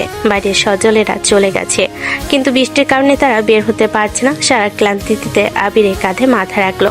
আবির সরালো না, সেও তার মাথাটা সারার মাথার উপর আলতো করে রাখলো। এই অনিচ্ছাকৃত ঘনিষ্ঠতা তাদের দুজনের মনে এক নতুন অনুভূতির জন্ম দিল। এই মেয়েটাকে আমি সারা জীবন ঘৃণা করতে চেয়েছি, কিন্তু আজ কেন মনে হচ্ছে একে ছাড়া আমার জগৎটাই অসম্পূর্ণ। কেন ওর গায়ের গন্ধ আমার সব জেদ কেড়ে নিচ্ছে। আবির, যদি কাল আমাদের সব শেষ হয়ে যায় তবে কি তুমি আমাকে মনে রাখবে, নাকি সেই পুরনো শত্রু হিসেবেই ভেবে যাবে? শত্রু তো আপনি নিজেই হতে চেয়েছিলেন। আজ থেকে আপনি শুধু সেই সারা যে আমার মাকে সেবা করেছে। ঘুমান এখন, আমি পাহারা দিচ্ছি। সারা আবিরের হাতটা আরো শক্ত করে ধরলো। আবিরও তার আঙ্গুলের ফাঁকে সারার আঙ্গুলগুলো বুনে নিল। সে অন্ধকার গুদাম করে আগুনে ধ্বংস নীলার মাঝে এক পবিত্র ভালোবাসার বীজ বপন হলো, যা তারা কেউই মুখে স্বীকারও করলো না, কিন্তু তাদের হৃদস্পন্দন সব বলে দিচ্ছিল। ভোরবেলা বৃষ্টির শব্দ থেমে গেছে। জানালার ফাঁক দিয়ে ভোরের আলো এসে সারার মুখে পড়ল। সারা দেখলো সে আবিরের বুকে ঘুমিয়ে পড়েছে। আবিরও দেওয়ালে হেলান দিয়ে ঘুমিয়ে আছে। সারা এক মুহূর্ত মুগ্ধ হয়ে আবিরের শান্ত মুখটা দেখলো। সে আলতো করে আবিরের গায়ে হাত রাখলো। আবির চোখ মেলতেই দুজনের থেকে কিছুটা দূরত্ব বজায় রাখলো। দুজনের মুখই লজ্জা লাল হয়ে গেল। সকাল হয়ে গেছে, আমাদের এখনই বের হতে হবে। সজলরা হয়তো আবার আসবে। হ্যাঁ চলো, কিন্তু আবির, কাল রাতের কথা কি কাউকে বলবে? কোন কথা?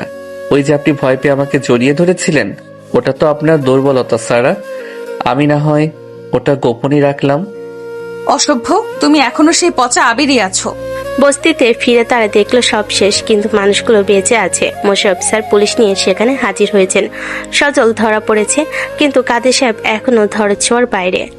তোর কাছে মাফ পাওয়ার জন্য। আবির, তোরা কোথায় ছিলি? সারা, তোমার বাবা তোমাকে নিয়ে যাওয়ার জন্য লোক পাঠাচ্ছে, তুমি কি যাবে? সারা আবিরের দিকে একবার তাকিয়ে দৃঢ় গলায়, না স্যার, আমি যাব না। আমি আবিরদের সাথেই থাকবো। বাবা যদি আমাকে নিতে চায় তবে তাকে আগে স্যারেন্ডার করতে হবে।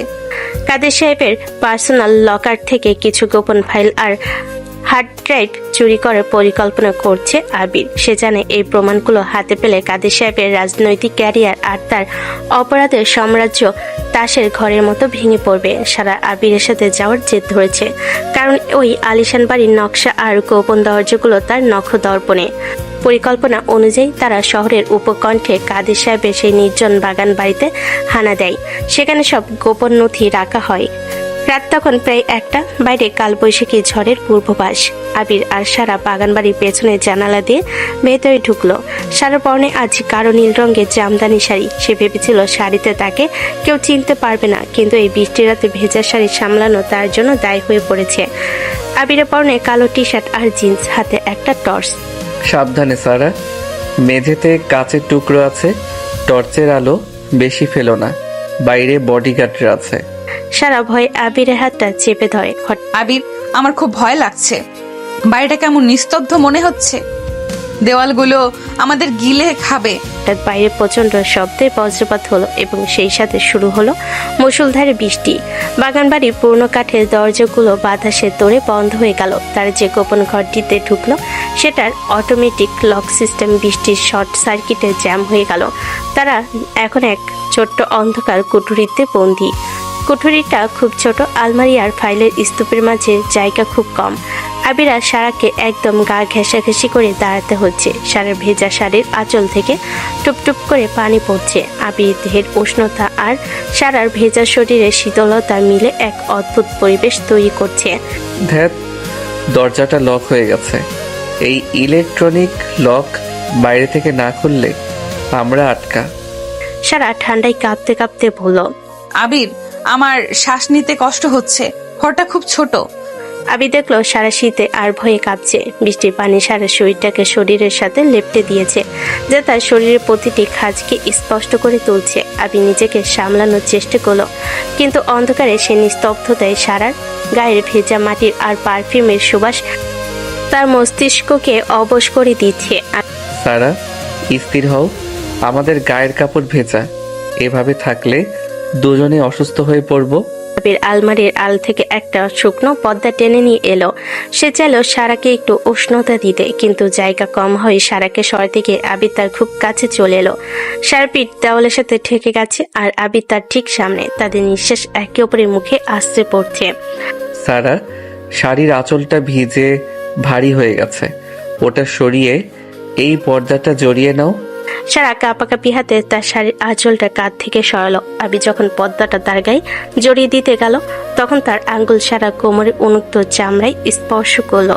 এক মুহূর্তের জন্য যেন বিদ্যুৎ খেলে গেল দুজনের শরীরে। আবিরের হাতের স্পর্শে সারা শিউরে উঠল। সে অনিচ্ছাকৃতভাবে আবিরের বুকের উপর হাত রাখলো। আবির, তোমার হাত কাঁপছে কেন? তুমিও কি আমাকে ঘৃণা করছো এই মুহূর্তে? ঘৃণা করার সময় এটা নয় সারা। এই অন্ধকার আর নির্জনতা মানুষকে পশুর মতো করে দেয়। আমি নিজেকে নিয়ন্ত্রণ করতে পারছি না। আবিরের কণ্ঠস্বরে এক আদিম টান। সে সারার ভেজা চুলে আঙ্গুল ডুবিয়ে তার মুখটা উঁচিয়ে ধরল। সারা চোখের কাজল ধুয়ে গেছে, তার ঠোঁট কাঁপছে। আবির আর নিজেকে ধরে রাখতে পারল না। সে সারার ঘাড়ে মুখ গুজল। সারা একটা চাপা চিৎকার দিয়ে আবিরের চুল খামচে ধরল। এটা ভালোবাসা নয়, এটা যেন এক প্রতিশোধ আর লালসার সংমিশ্রণ। অন্ধকারে আবিরের হাত সারার শাড়ির ভাঁজগুলো আলগা করতে শুরু করলো। সারার শরীরের প্রতিটি কোষে যেন আগুন লেগেছে। সে জানে এটা ভুল, সে জানে আবির তাকে এখনো ক্ষমা করেনি। তবুও এই মুহূর্তে তারা দুজনে অস্তিত্বে বিলীন হতে চায়। আবির সারার কাঁধ থেকে ব্লাউজের ফিতে সরিয়ে তার নগ্ন কাঁধে কামড় বসালো। সারা যন্ত্রণায় আর সুখে চোখ বন্ধ করে ফেলল। আবির, আর না প্লিজ। কিন্তু আবির তখন অন্য জগতে। সে সারাকে আলমারির সাথে চেপে ধরে তার শাড়ির শেষ বাঁধনটুকু আলগা করে দিল। নীল রঙের শাড়িটা মেঝেতে ধুলোয় লুটিয়ে পড়ল। আবির সারার নগ্ন পিঠে নিজের উত্তপ্ত হাতে ছোঁয়া দিল। সেই অন্ধকার কুঠুরিতে কেবল দুজনে ভারী নিঃশ্বাস আর বৃষ্টির শব্দ। তারা একে অপরের শরীরকে খুঁচিয়ে আবিষ্কার করছে। প্রতিটি কামড় যেন পুরনো সব অপমানে বদলা। কয়েক ঘন্টা পর ঝড় থেমে গেছে। কুটুরির ছোট্ট ভেন্টিলেটর দিয়ে ভোরের আলো এসে সারার মুখে পড়ল। সারা মেঝের উপর পড়ে থাকা তার শাড়িটা জড়িয়ে কুটিসুটি মেরে এক কোণায় বসে আছে। তার ঠোঁট ফোলা, গলায় কালশিটে দাগ। আবির দেওয়ালে ওপাশে বসে নিজের সাথে বোতাম আটকাচ্ছে। দুজনের মাঝে এখন এক বিশাল পাহাড় সমান নীরবতা। যা হয়েছে সেটা একটা ভুল ছিল। পরিস্থিতির চাপে মানুষ জানোয়ার হয়ে যায়, এটা ভুলে যেও। ভুলে যাওয়া কি এতই সহজ আবির? তুমি আমার শরীর নিয়েছো, কিন্তু তোমার চোখে এখনো সেই ঘৃণাই দেখতে পাচ্ছি। তুমি কি আমাকে ব্যবহার করলে? আমি তোমাকে ব্যবহার করিনি সারা। আমরা দুজনেই হার মেনেছি আমাদের প্রবৃত্তির কাছে। ফাইলগুলো পেয়েছি, এখন এখান থেকে বের হতে হবে। আবির দরজা ধাকিয়ে খোলার চেষ্টা করলো। এবারের টানে দরজাটা খুলে গেল। কিন্তু তারা জানতো না বাইরে তাদের জন্য এক বড় বিপদ অপেক্ষা করছে। ভোরের আলো তখনও পুরোপুরি ফোটেনি। কুঠুরির বাইরে বেরোতেই আবির আর সারা দেখলো বাগান বাড়ির প্রধান ফটকে কাদের সাহেবের ব্যক্তিগত বাহিনী ঘেরাও করে দাঁড়িয়ে আছে। সজল সেখানে কুরুর হাসি নিয়ে অপেক্ষা করছে। তাদের পালানোর সব পথ বন্ধ। আবির হাতে সে টাইপ চাক যা কাদের সাম্রাজ্যের কফিনে শেষ পেরেক ঠুকতে পারে, কিন্তু এখন বেছে ফেরাই দায়ী।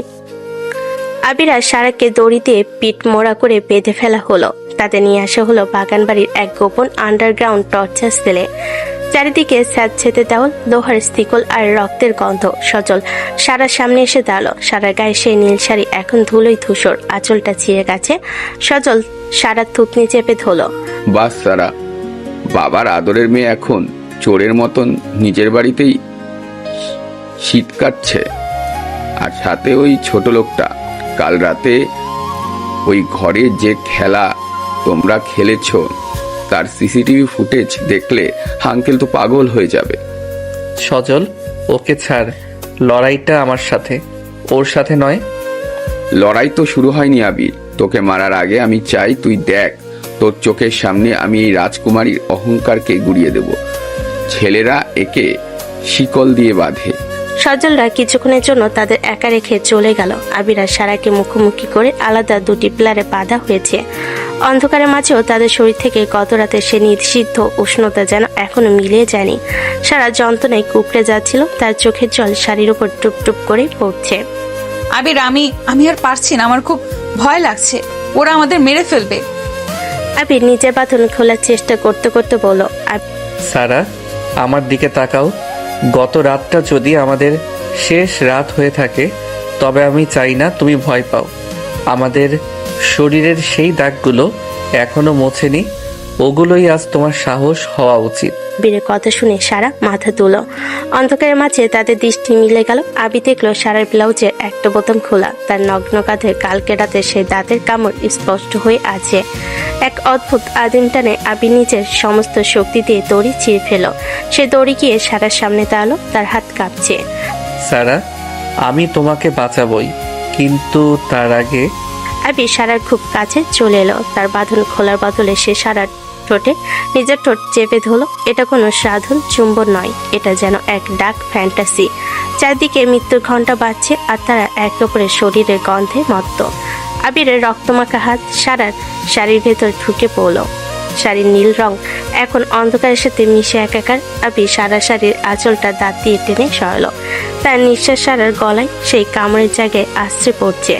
সারার হাত তখনও পিলারের সাথে বাঁধা, সে নড়তে পারছে না, কিন্তু তার শরীর আবির ছোঁয়ায় ধনুকের মতো বেঁকে যাচ্ছে। আবি সারার উন্মুক্ত পেটে নিজের উত্তপ্ত মুখ ঘষল। আবির, ওরা চলে আসবে, প্লিজ থামো। আবির থামলো না। সে সারার পেটিকোটি ফিতেটা একটানে ছিঁড়ে ফেল। মেঝে ধুলোয় লুটিয়ে পড়ল সে নীল শাড়ির অবশিষ্টাংশ। আবির সারা শরীরকে এমনভাবে ব্যবহার করছে যেন সে কোনো হারানো সম্পদ পুনরুদ্ধার করেছে। তার হাত সারার উরুর গভীরে পৌঁছে গেল। যন্ত্রণায় সারা চোখ বন্ধ করে ফেল। তার কোমর থেকে একটা মৃদু শব্দ বেরোলো। আবির সারা কানে ফিস ফিস করে বলল, যদি আজ মরে যাই সারা, তবে আমি চাই আমার শরীরের শেষ ঘ্রাণ যেন তোমার ভেতরেই থেকে যায়। আবিরের বুনো আচরণে সারা নিজেকে সঁপে দিল। তার বাঁধন ছিঁড়তে গিয়ে আবির নিজের শরীরের ভার সারার ওপর দিল।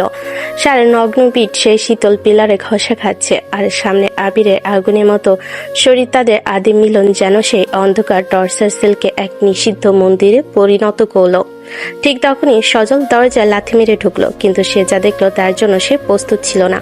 আবি তখন মুক্ত। সে সারার বাঁধন খুলে দিয়েছে এবং আবি ঝড়ে বেগে সজলের উপর ঝাঁপিয়ে পড়ল। সজলের হাতে থাকা রিভলভারটা মাটিতে পড়ে গেল। আবি সজলকে মাটিতে ফেলে তার গলায় পা চেপে ধরল। তোর সিসিটিভি ফুটেজ দেখার সময় পার হয়ে গেছে সজল। ড্রাইভটা আমার পকেটে নেই, ওটা আমি মোশাররফ স্যারকে পাঠিয়ে দিয়েছি অনেক আগেই। কি? ওটা তো নকল ড্রাইভ ছিল। হ্যাঁ, আসলটা কাল রাতেই স্যার আমাকে দিয়ে দিয়েছিল। এখন পুলিশ আসছে। বাইরে পুলিশের সাইরেন শোনা গেল। কাদের সাহেবের সাম্রাজ্য আজ ধসে পড়েছে, কিন্তু শেষ মুহূর্তে সজল মেঝের পিস্তলটা তুলে নিয়ে ট্রিগার চেপে দিল। গুলিটা আবির দিকে লক্ষ্য করে ছোড়া হয়েছিল, কিন্তু সারা দৌড় এসে আবিরের সামনে দাঁড়ালো। সারা, গুলিটা সারার বুকে বিঁধল। তার সেই রক্ত ভেজা নীল শাড়িটা আরো লাল হয়ে উঠল। আবির সারাকে কোলে তুলে নিল। সারা জ্ঞান হারিয়ে যাচ্ছে, কিন্তু তার মুখে এক শান্ত হাসি। আবির, আজ আমি সত্যিই মুক্ত। টর্চের সেলের ভেতরে বাতাসের শব্দ যেন থমকে গেছে। সজল আবার পিস্তলটা তুলতে চাইল, কিন্তু আবির বাঘের মতো এক লাফে সজলের হাতের উপর পা দিয়ে হাত মরমর করে ভেঙে দিল। সজলের গগন বিদারী চিৎকার সেই নিষিদ্ধ কুঠুরিতে প্রতিধ্বনিত হলো। আবির সজলকে চুলের মুঠি ধরে দেওয়ালের সাথে আছাড় মারল। তার চোখে তখন কোনো দয়া নেই, কোনো বিবেক নেই, আছে শুধু ধ্বংসের নেশা।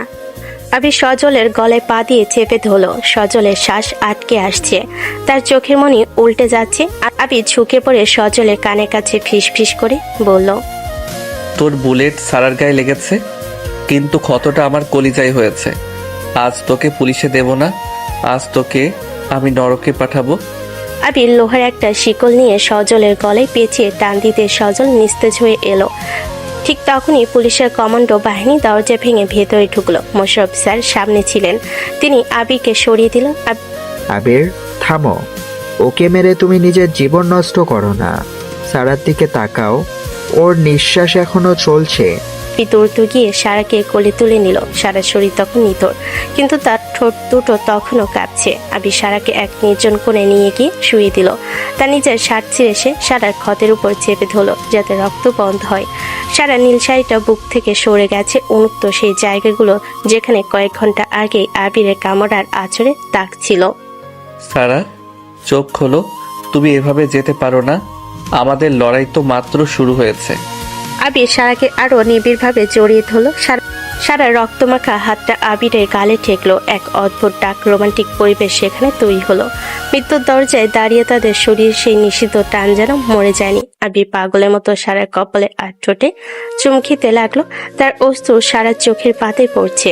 সারা, তোমার গায়ের এই নীল শাড়িটা আমার কাছে তোমার পবিত্রতার চেয়েও বেশি। তুমি আমার অপমানের প্রতিশোধ নিতে গিয়ে নিজের প্রাণ দিচ্ছ। আমি তোমাকে মরতে দেব না। আবির সারার ঠান্ডা হয়ে আসা শরীরটাকে নিজের গায়ে উত্তাপ দিয়ে আগলে রাখার চেষ্টা করলো। সারার ভিজে কামিজের অংশ রক্তে ভিজে ছপছপে হয়ে গিয়েছিল। আবির কোনো দ্বিধা না করে সারার শাড়িটা আরো একটু সরিয়ে তার বুকের ক্ষতর কাছে নিজের মুখ রাখলো, যেন সে মুখ দিয়ে সারার সমস্ত যন্ত্রণা শুষে নিতে চায়। সারার শরীরে সেই ভাঁজগুলো যা কাল রাতে আবির উন্মত্তভাবে আবিষ্কার করেছিল, আজ সেগুলো রক্তে রঞ্জিত। সারা একবার চোখ মেল, আবিরকে খুব কাছে দেখে সে মিলান হাসলো। তার হাতটা কাঁপতে কাঁপতে আবিরের বেল্টের কাছে গেল। আবির সারার হাতটা শক্ত করে ধরল। তাদের মাঝে এখন কোনো বাধা নেই। সারার শরীরের শেষ উষ্ণটুকু আবির অনুভব করছে। আবিরের হাত সারার উরুর গভীরে গিয়ে থামলো, যেখানে কাল রাতে নীল শাড়ির আঁচড়গুলো এখনো টাটকা। আবির, যদি আমি বেঁচে ফিরি তবে কি তুমি কি আমাদের এই রাতের স্মৃতি কি মুছে দেবে? কোনোদিন না সারা, তোমার এই নীল শাড়ি আর এই দাগগুলো আমার জয়ের স্মারক হয়ে থাকবে। তুমি ফিরে আসো, আমি তোমাকে আবার সেই ডার্ক রোমান্সে ডুবিয়ে দেব। আবির সারের ঠোঁটে শেষবারের মতো এক দীর্ঘ গভীর আর বেদনাদায়ক চুম্বন করলো।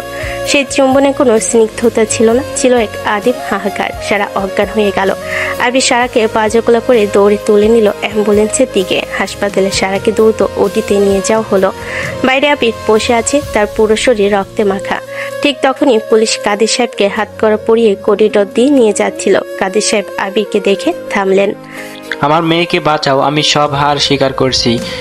এই সব ক্ষমতা, সব টাকা তুমি নাও, শুধু সারাকে বাঁচাও। আবির দাঁড়িয়ে গিয়ে কাদের সাহেবের চোখে চোখ রাখলো। ক্ষমতা আপনি আগেই হারিয়েছেন কাদির সাহেব।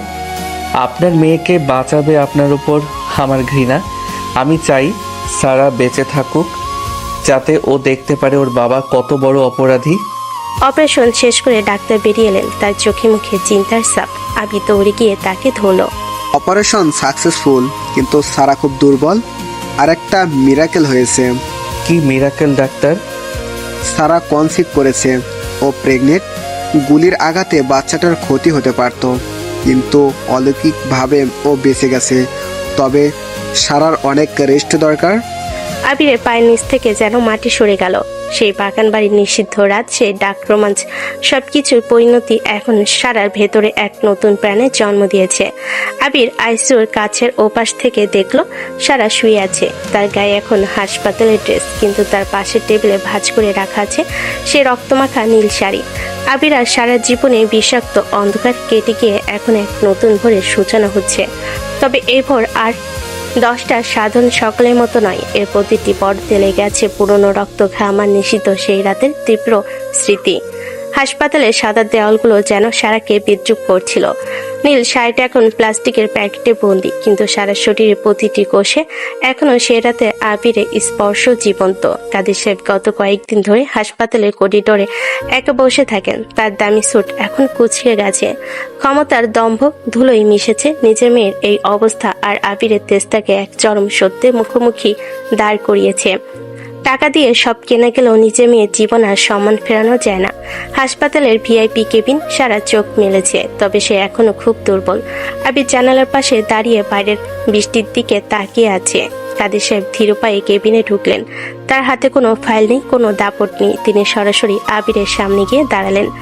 আবির, আমি জানতাম না অহংকার মানুষকে এতটা অন্ধ করে দেয়। আমি সজলকে প্রশ্রয় দিয়েছিলাম, কিন্তু সে আমার কলিজায় হাত দেবে ভাবিনি। সারাকে তুমি বাঁচিয়েছো, আর ওর সম্মানও তুমি রক্ষা করেছো। আমি আমার সব রাজনৈতিক পদ থেকে পদত্যাগ করেছি, পুলিশে জবানবন্দি দিয়েছি আমার সব অন্যায়ের। ক্ষমা আমি দেওয়ার কেউ নই কাদির সাহেব। সারা যদি আপনাকে ক্ষমা করে তবেই আপনার মুক্তি। আর আপনি কি জানেন সারা আপনার নাতি বা নাতনিকে নিজের ভেতরে বয়ে বেড়াচ্ছে? কাদের সাহেব চমকে উঠলেন, তার চোখ দিয়ে অঝরে জল পড়তে শুরু করলো। তিনি সারা বিছানার পাশে গিয়ে বসলেন এবং মাথায় হাত রাখলেন। মা, আমাকে মাফ করিস।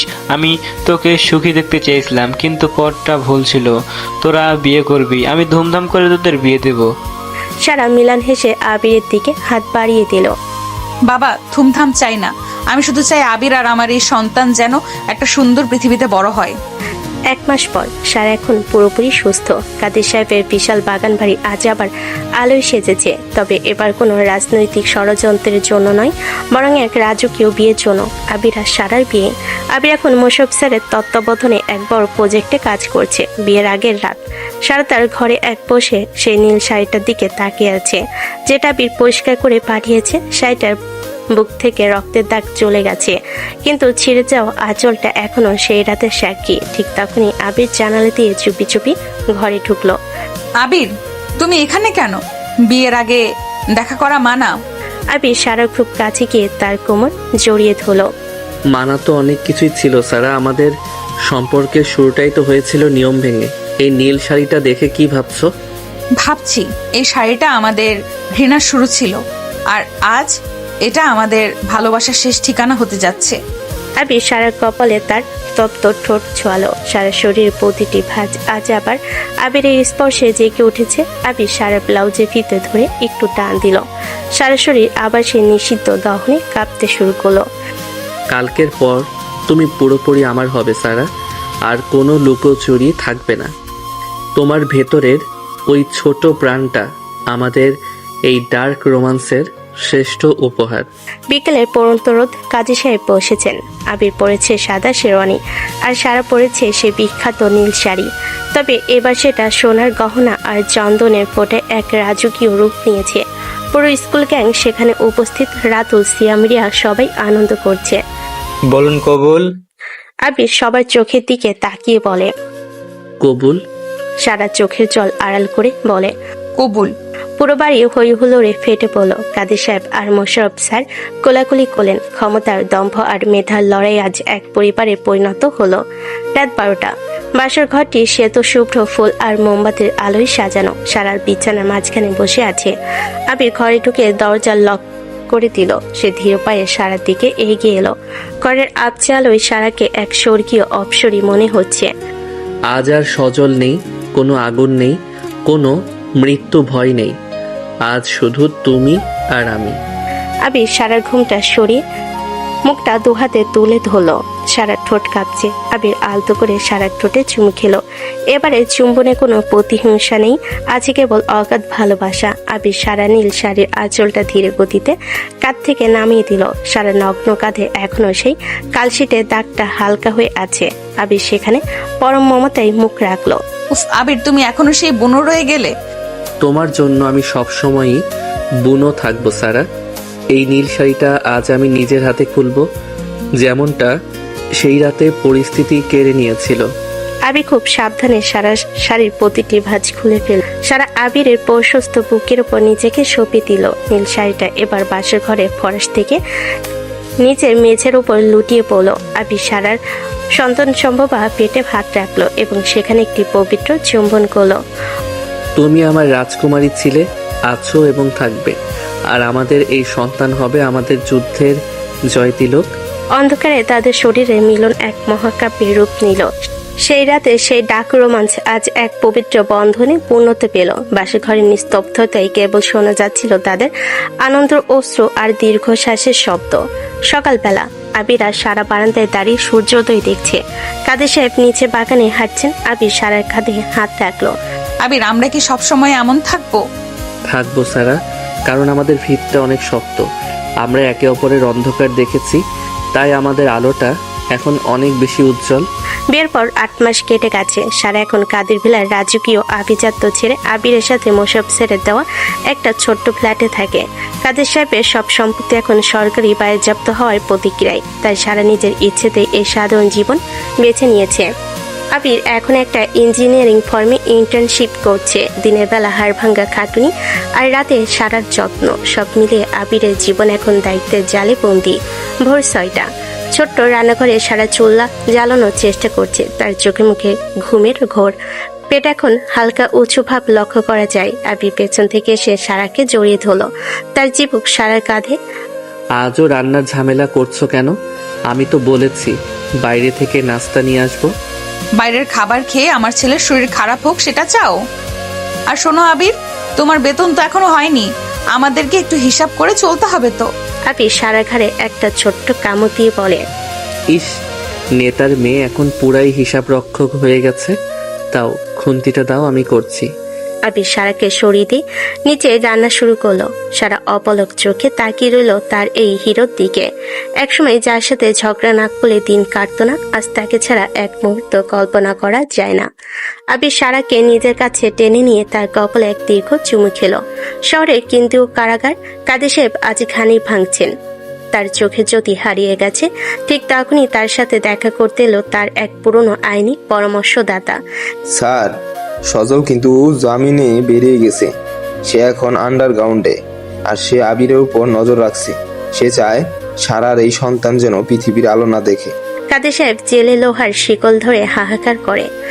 না, সজলকে থামান। আবির আর সারা নির্দোষ। আমি আমার সব পাপের শাস্তি পাচ্ছি। আমার নাতিটার কোনো ক্ষতি যেন না হয়। কিন্তু সজল তখন শহরের এক অন্ধকার আস্থানে বসে আবির আর সারা বিয়ের ছবিগুলো ছুটছে। তার হাতে একটা ধারালো ছুরি। সে আবিকে মারতে চায় না, সে চায় আবিকে তিলে তিলে মারতে, তার প্রিয় সবকিছু কেড়ে নিয়ে।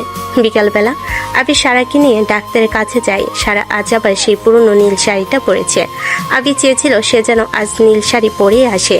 চেকিং শেষে ডাক্তার জানালেন সব ঠিক আছে। ফেরার পথে লিফটে তারা দুজনে একা। নীল শাড়িতে তোমাকে আজও সেই রাতের মতোই পাগল করা লাগে সারা। আবির, এটা লিফট, মানুষ চলে আসবে। আবির সারার পিঠ লিফটের দেওয়ালের সাথে চেপে ধরে। আসুক, আমার বউ আমার অধিকার। কাল রাতে তো তাড়াতাড়ি ঘুমিয়ে পড়েছিলে, আজ কিন্তু আর ছাড় দিচ্ছি না। আবির সারা শাড়ির ভাঁজ দিয়ে হাত গলিয়ে তার কোমরে নরম চামড়ায় হাত রাখলো। সারা শিউরে উঠল। আবিরের স্পর্শে আজও সেই আগের মতো বিদ্যুৎ খেলে যায়। আবির সারার ঠোঁটে নিজের ঠোঁট মেলাতে যাবে, ঠিক তখনই লিফটের বেল বেজে উঠল। সারা হাসতে হাসতে দৌড়ে বেরিয়ে গেল। রাত 8টা। আবির অফিস থেকে ফিরছে, হাতে সারার জন্য কিছু ফল আর দুধ। গলি মোড়ে আজ লাইটটা জ্বলছে না। হঠাৎ পিছন থেকে 3-4টা বাইক এসে তাকে ঘিরে ধরলো। বাইক থেকে নামলো সজল, তার মুখে এক পাশবিক হাসি। কিরে আবির, বাপের বাড়ি ছেড়ে বস্তিতে ঘর করে খুব সুখে আছিস, আর আমার হাড় যে ভেঙেছিলি সেটার কথা মনে আছে? সজল, তুই এখনো শুধরাসনি? জেল থেকে বেরিয়ে আবার মরতে এসেছিস? আমি না, আজ মারবে তোর স্বপ্ন। সারা এখন বাসায় একা, তাই না? আবিরের মাথায় আকাশ ভেঙে পড়ল। সে সজলের উপর ঝাঁপিয়ে পড়ল, কিন্তু সজলের গুন্ডারা হকি স্টিক দিয়ে আবিরের পায়ে আর পিঠে আঘাত করতে শুরু করলো। আবির রক্তাক্ত অবস্থায় মাটিতে লুটিয়ে পড়ল। সজল বাইক স্টার্ট দিয়ে গর্জন করে উঠল। যাও আবির, গিয়ে দেখো সারা কতক্ষণ নিঃশ্বাস নিতে পারে। এদিকে বাড়িতে সারা একা। হঠাৎ দরজায় কলিং বেল বাজলো। সারা ভাবলো আবির। সে দরজা খুলতে দেখলো দুজন মাস্ক পরা লোক দাঁড়িয়ে। তারা সারাকে ধাক্কা দিয়ে ভেতরে ঢুকলো। আপনারা কারা? কি চান? তোর বাচ্চার বলি দিতে আসছি, সজল ভাইয়ের হুকুম।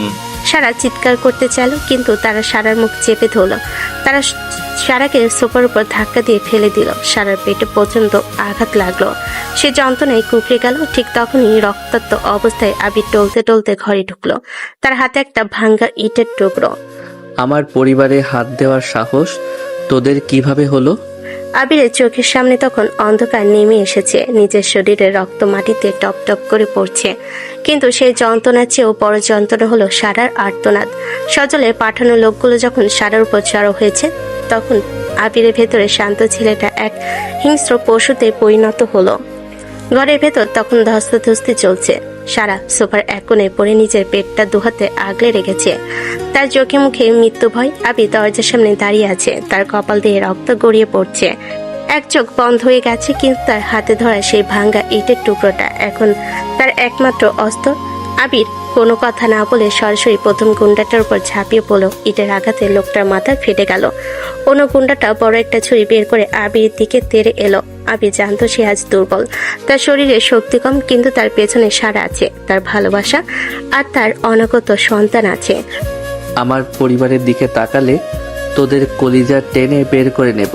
আবির চট করে রান্নাঘর থেকে এক মুঠো শুকনো লঙ্কার গুঁড়ো নিয়ে গুন্ডাটার চোখে ছিটিয়ে দিল। লোকটা যন্ত্রণায় চিৎকার করে হাত থেকে ছুরিটা ফেলে দিল। আবির সেই সুযোগে তাকে লাথি মেরে মেঝেতে ফেলে দিল এবং এলো পাথারে কিল ঘুষি মারতে শুরু করলো। ঠিক তখনই পুলিশ আর মোশাররফ স্যার ঘরে ঢুকলেন। সজলকে বাইরে পুলিশ ধরে ফেলেছে। গুন্ডাদের পুলিশ নিয়ে যাওয়ার পর আবির দৌড়ে গিয়ে সারাকে ধরল। সারা তখন যন্ত্রণায় ছটফট করছে, তার মুখটা ফ্যাকাশে হয়ে গেছে। সারা, সারা, চোখ খোলো, দেখো আমি এসেছি। পুলিশ ওদের ধরেছে। আবির, আমার পেটে খুব লাগছে, বাচ্চাটা ঠিক আছে তো? ও নড়ছে না কেন? আবি দেখলো সারা সাদা শাড়িটা রক্তে ভিজে যাচ্ছে। সে এক মুহূর্ত দেরি না করে সারাকে পাজাকোলা করে তুলে নিয়ে নিচে নামলো। মোশাররফ স্যার গাড়ি রেডি করে রেখেছিলেন। হাসপাতালের পথে পুরোটা রাস্তা আবির সারার মাথা নিজের বুকে চেপে ধরে রইল। কিছু হবে না সারা, কিচ্ছু হবে না। আমাদের এই লড়াই বৃথা যেতে পারে না। আমি তোমাকে কিছু হতে দেব না। হাসপাতালে সারাকে তড়িঘড়ি করে ওটিতে নেওয়া হলো। আবির করিডোরে বসে আছে, তার নিজের শরীর থেকেও রক্ত ঝরছে, কিন্তু সে চিকিৎসার জন্য যেতে রাজি নয়। সে শুধু অপারেশন থিয়েটারে লাল বাতিটার দিকে তাকিয়ে আছে। মোশাররফ স্যার তাকে জড়িয়ে ধরে সান্ত্বনা দিচ্ছেন। 2 ঘন্টা পর হঠাৎ ভেতর থেকে একটা ক্ষীণ কান্নার শব্দ শোনা গেল। আবির থমকে গেল। সে কি ভুল শুনলো? একটু পর ডাক্তার বেরিয়ে এলেন, তার মুখে এক প্রশান্তির হাসি। মিরাক্কেল আবির সাহেব, গুলির আঘাতের ধকল আর আজকের এই ট্রামা সত্ত্বেও সারা বেঁচে গেছে, আর আপনাদের একটা ফুটফুটে মেয়ে হয়েছে। প্রি ম্যাচিউর ডেলিভারি হলেও দুজনেই এখন বিপদমুক্ত। আবিরের 2 চোখ দিয়ে অঝরে জল নামলো। সে মেঝেতে বসে পড়ল। তার কষ্টের দিনগুলো যেন আজ সার্থক হলো। পরের দিন সকালে সারাকে কেবিনে দেওয়া হয়েছে। সে খুব দুর্বল হলো। তার পাশে শুয়ে রাখা হয়েছে ছোট্ট 1 খণ্ড চাঁদকে। আবির পাশে বসে সারার হাতটা শক্ত করে ধরে আছে। সারা পরনে নীল রঙের একটা ঢিলে ঢালা গাউন। আবির ঝুঁকে পড়ে সারার কপালে এক দীর্ঘ চুম্বন করলো। তুমি আজ আমাকে পৃথিবীর শ্রেষ্ঠ উপহার দিয়েছো সারা। তুমি যে ফিরে এসেছো, এটাই আমার কাছে সব। মেয়েটা ঠিক তোমার মতো জেদি হয়েছে আবির। দেখো কেমন তোমার আঙুলটা ধরে রেখেছে। আবির ধীর পায়ে সারার আরো কাছে এলো। নার্স তখন রুমে ছিল না। আবির সারার গাউনের উপর দিয়ে তার কাঁধে সেই পূর্ণ দাগগুলো ছুঁয়ে দেখলো। সে অন্ধকার রাতের স্মৃতি আজ যেন এক পবিত্র আলোয় ভরে গেছে। আবির আলতো করে সারার ঠোঁটে নিজের ঠোঁট মেলালো। সে চুম্বন ছিল কেবল সারা জীবনে একসাথে থাকার প্রতিশ্রুতি। সারা, আমাদের এই নীল শাড়ির গল্পটা আমি মেয়েকে শোনাবো। ও জানবে ওর মা কত বড় লড়াকু ছিল। কিছুদিন পর সারার বাচ্চা সুস্থ হয়ে বাড়ি ফিরেছে। কাদের সাহেব বিশেষ প্যারোলে মুক্তি পেয়ে নাতনিকে দেখতে এসেছেন। তিনি তার নাতনিকে কোলে নিয়ে অঝরে কাঁদলেন। আবির, আমি আমার সব পাপের প্রায়শ্চিত্ত করতে চাই। আমি এই নাতনির নামে একটা ট্রাস্ট করে দিচ্ছি, যেখানে গরিব মেধাবী ছাত্রদের পড়াশোনার দায়িত্ব নেওয়া হবে। তোমাদের জীবনটা সুন্দর হোক। মোশাররফ স্যার, আবির আর সারা বারান্দায় দাঁড়িয়ে আছে। সামনে বিকেলের সোনালি রোদ। সারা আবিরের কাঁধে মাথা রাখলো। আবির তার এক হাত দিয়ে সারাকে আর অন্য হাত দিয়ে মেয়েকে আগলে ধরলো। আবির, আমাদের ঝগড়াগুলো কি আর কোনোদিন ফিরবে না? ঝগড়া না থাকলে তো ভালোবাসাবাসি হবে না সারা। তবে এবার আর কোনো শত্রু থাকবে না, শুধু আমাদের এই ছোট্ট গ্যাং থাকবে।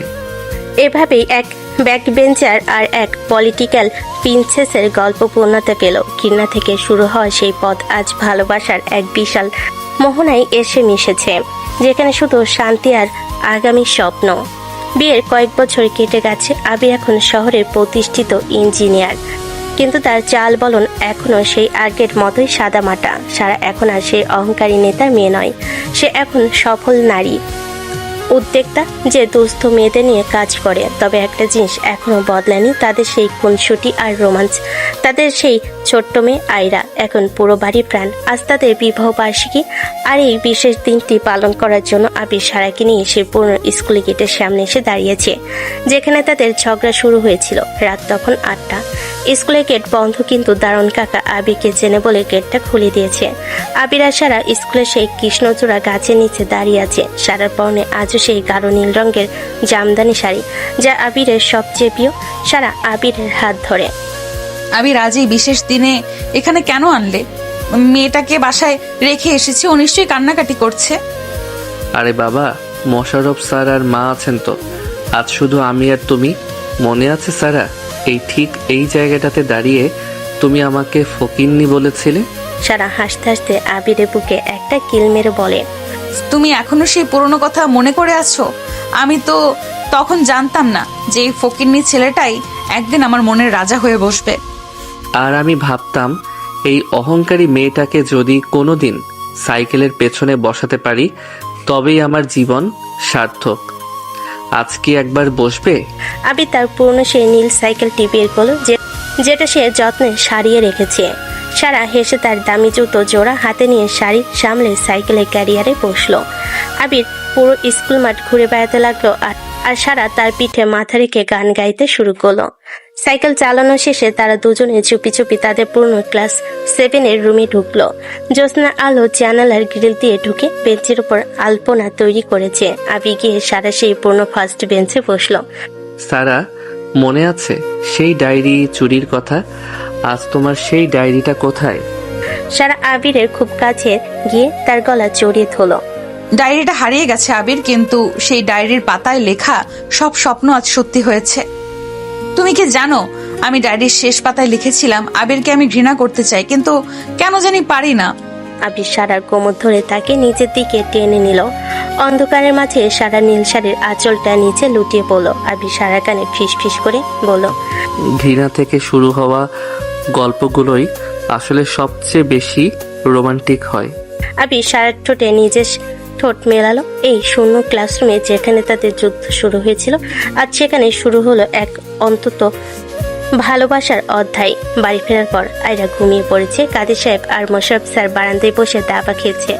আবির আর আয়রা তাদের শোবার ঘরের বারান্দায় দাঁড়িয়ে আছে, হাতে 2 কাপ চা, আকাশ ভরা চাঁদ।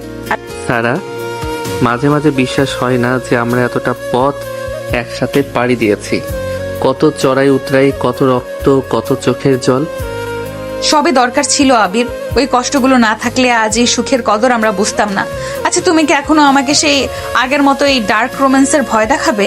আবির বাঁকা হেসে সারাকে পাজাকোলা করে তুলে নিয়ে বলে, ভয় কেন? ওটা তো আমার অধিকার। চলো আজ আবার সেই নীল শাড়ির রহস্য নতুন করে শুরু করি। আবির সারাকে বিছানায় নামিয়ে দিল। বিছানায় ছড়ানো ছিল হাজারো গোলাপের পাপড়ি। আবির সারার চুলের ক্লিপটা খুলে দিতে তার লম্বা ঘন কালো চুল বিছানায় ছড়িয়ে পড়লো। আবির সারার কানের কাছে মুখ নিয়ে গিয়ে তার সে ডাক গম্ভীর গলায় বলল, সারা, তুমি শুধু আমার। পৃথিবীর কোনো শক্তি আমাদের আলাদা করতে পারবে না। সারা আবিরের বুকে মুখ লুকিয়ে নিল। সকালবেলা জানালার পর্দা ভেদ করে রোদের আলো সারার মুখে পড়লো। সে দেখলো আবির আর আয়রা মিলে তার জন্য ব্রেকফাস্ট তৈরি করে এনেছে। ছোট্ট আয়রা তার আদো আদো বল ফুটিয়ে বলছে, মাম্মি, হ্যাপি অ্যানিভার্সারি। কাদের সাহেব দরজায় দাঁড়িয়ে হাসছেন। মোশাররফ স্যার তার প্রিয় ছাত্রের এই সুখ দেখে চোখের কোণ মুছলেন।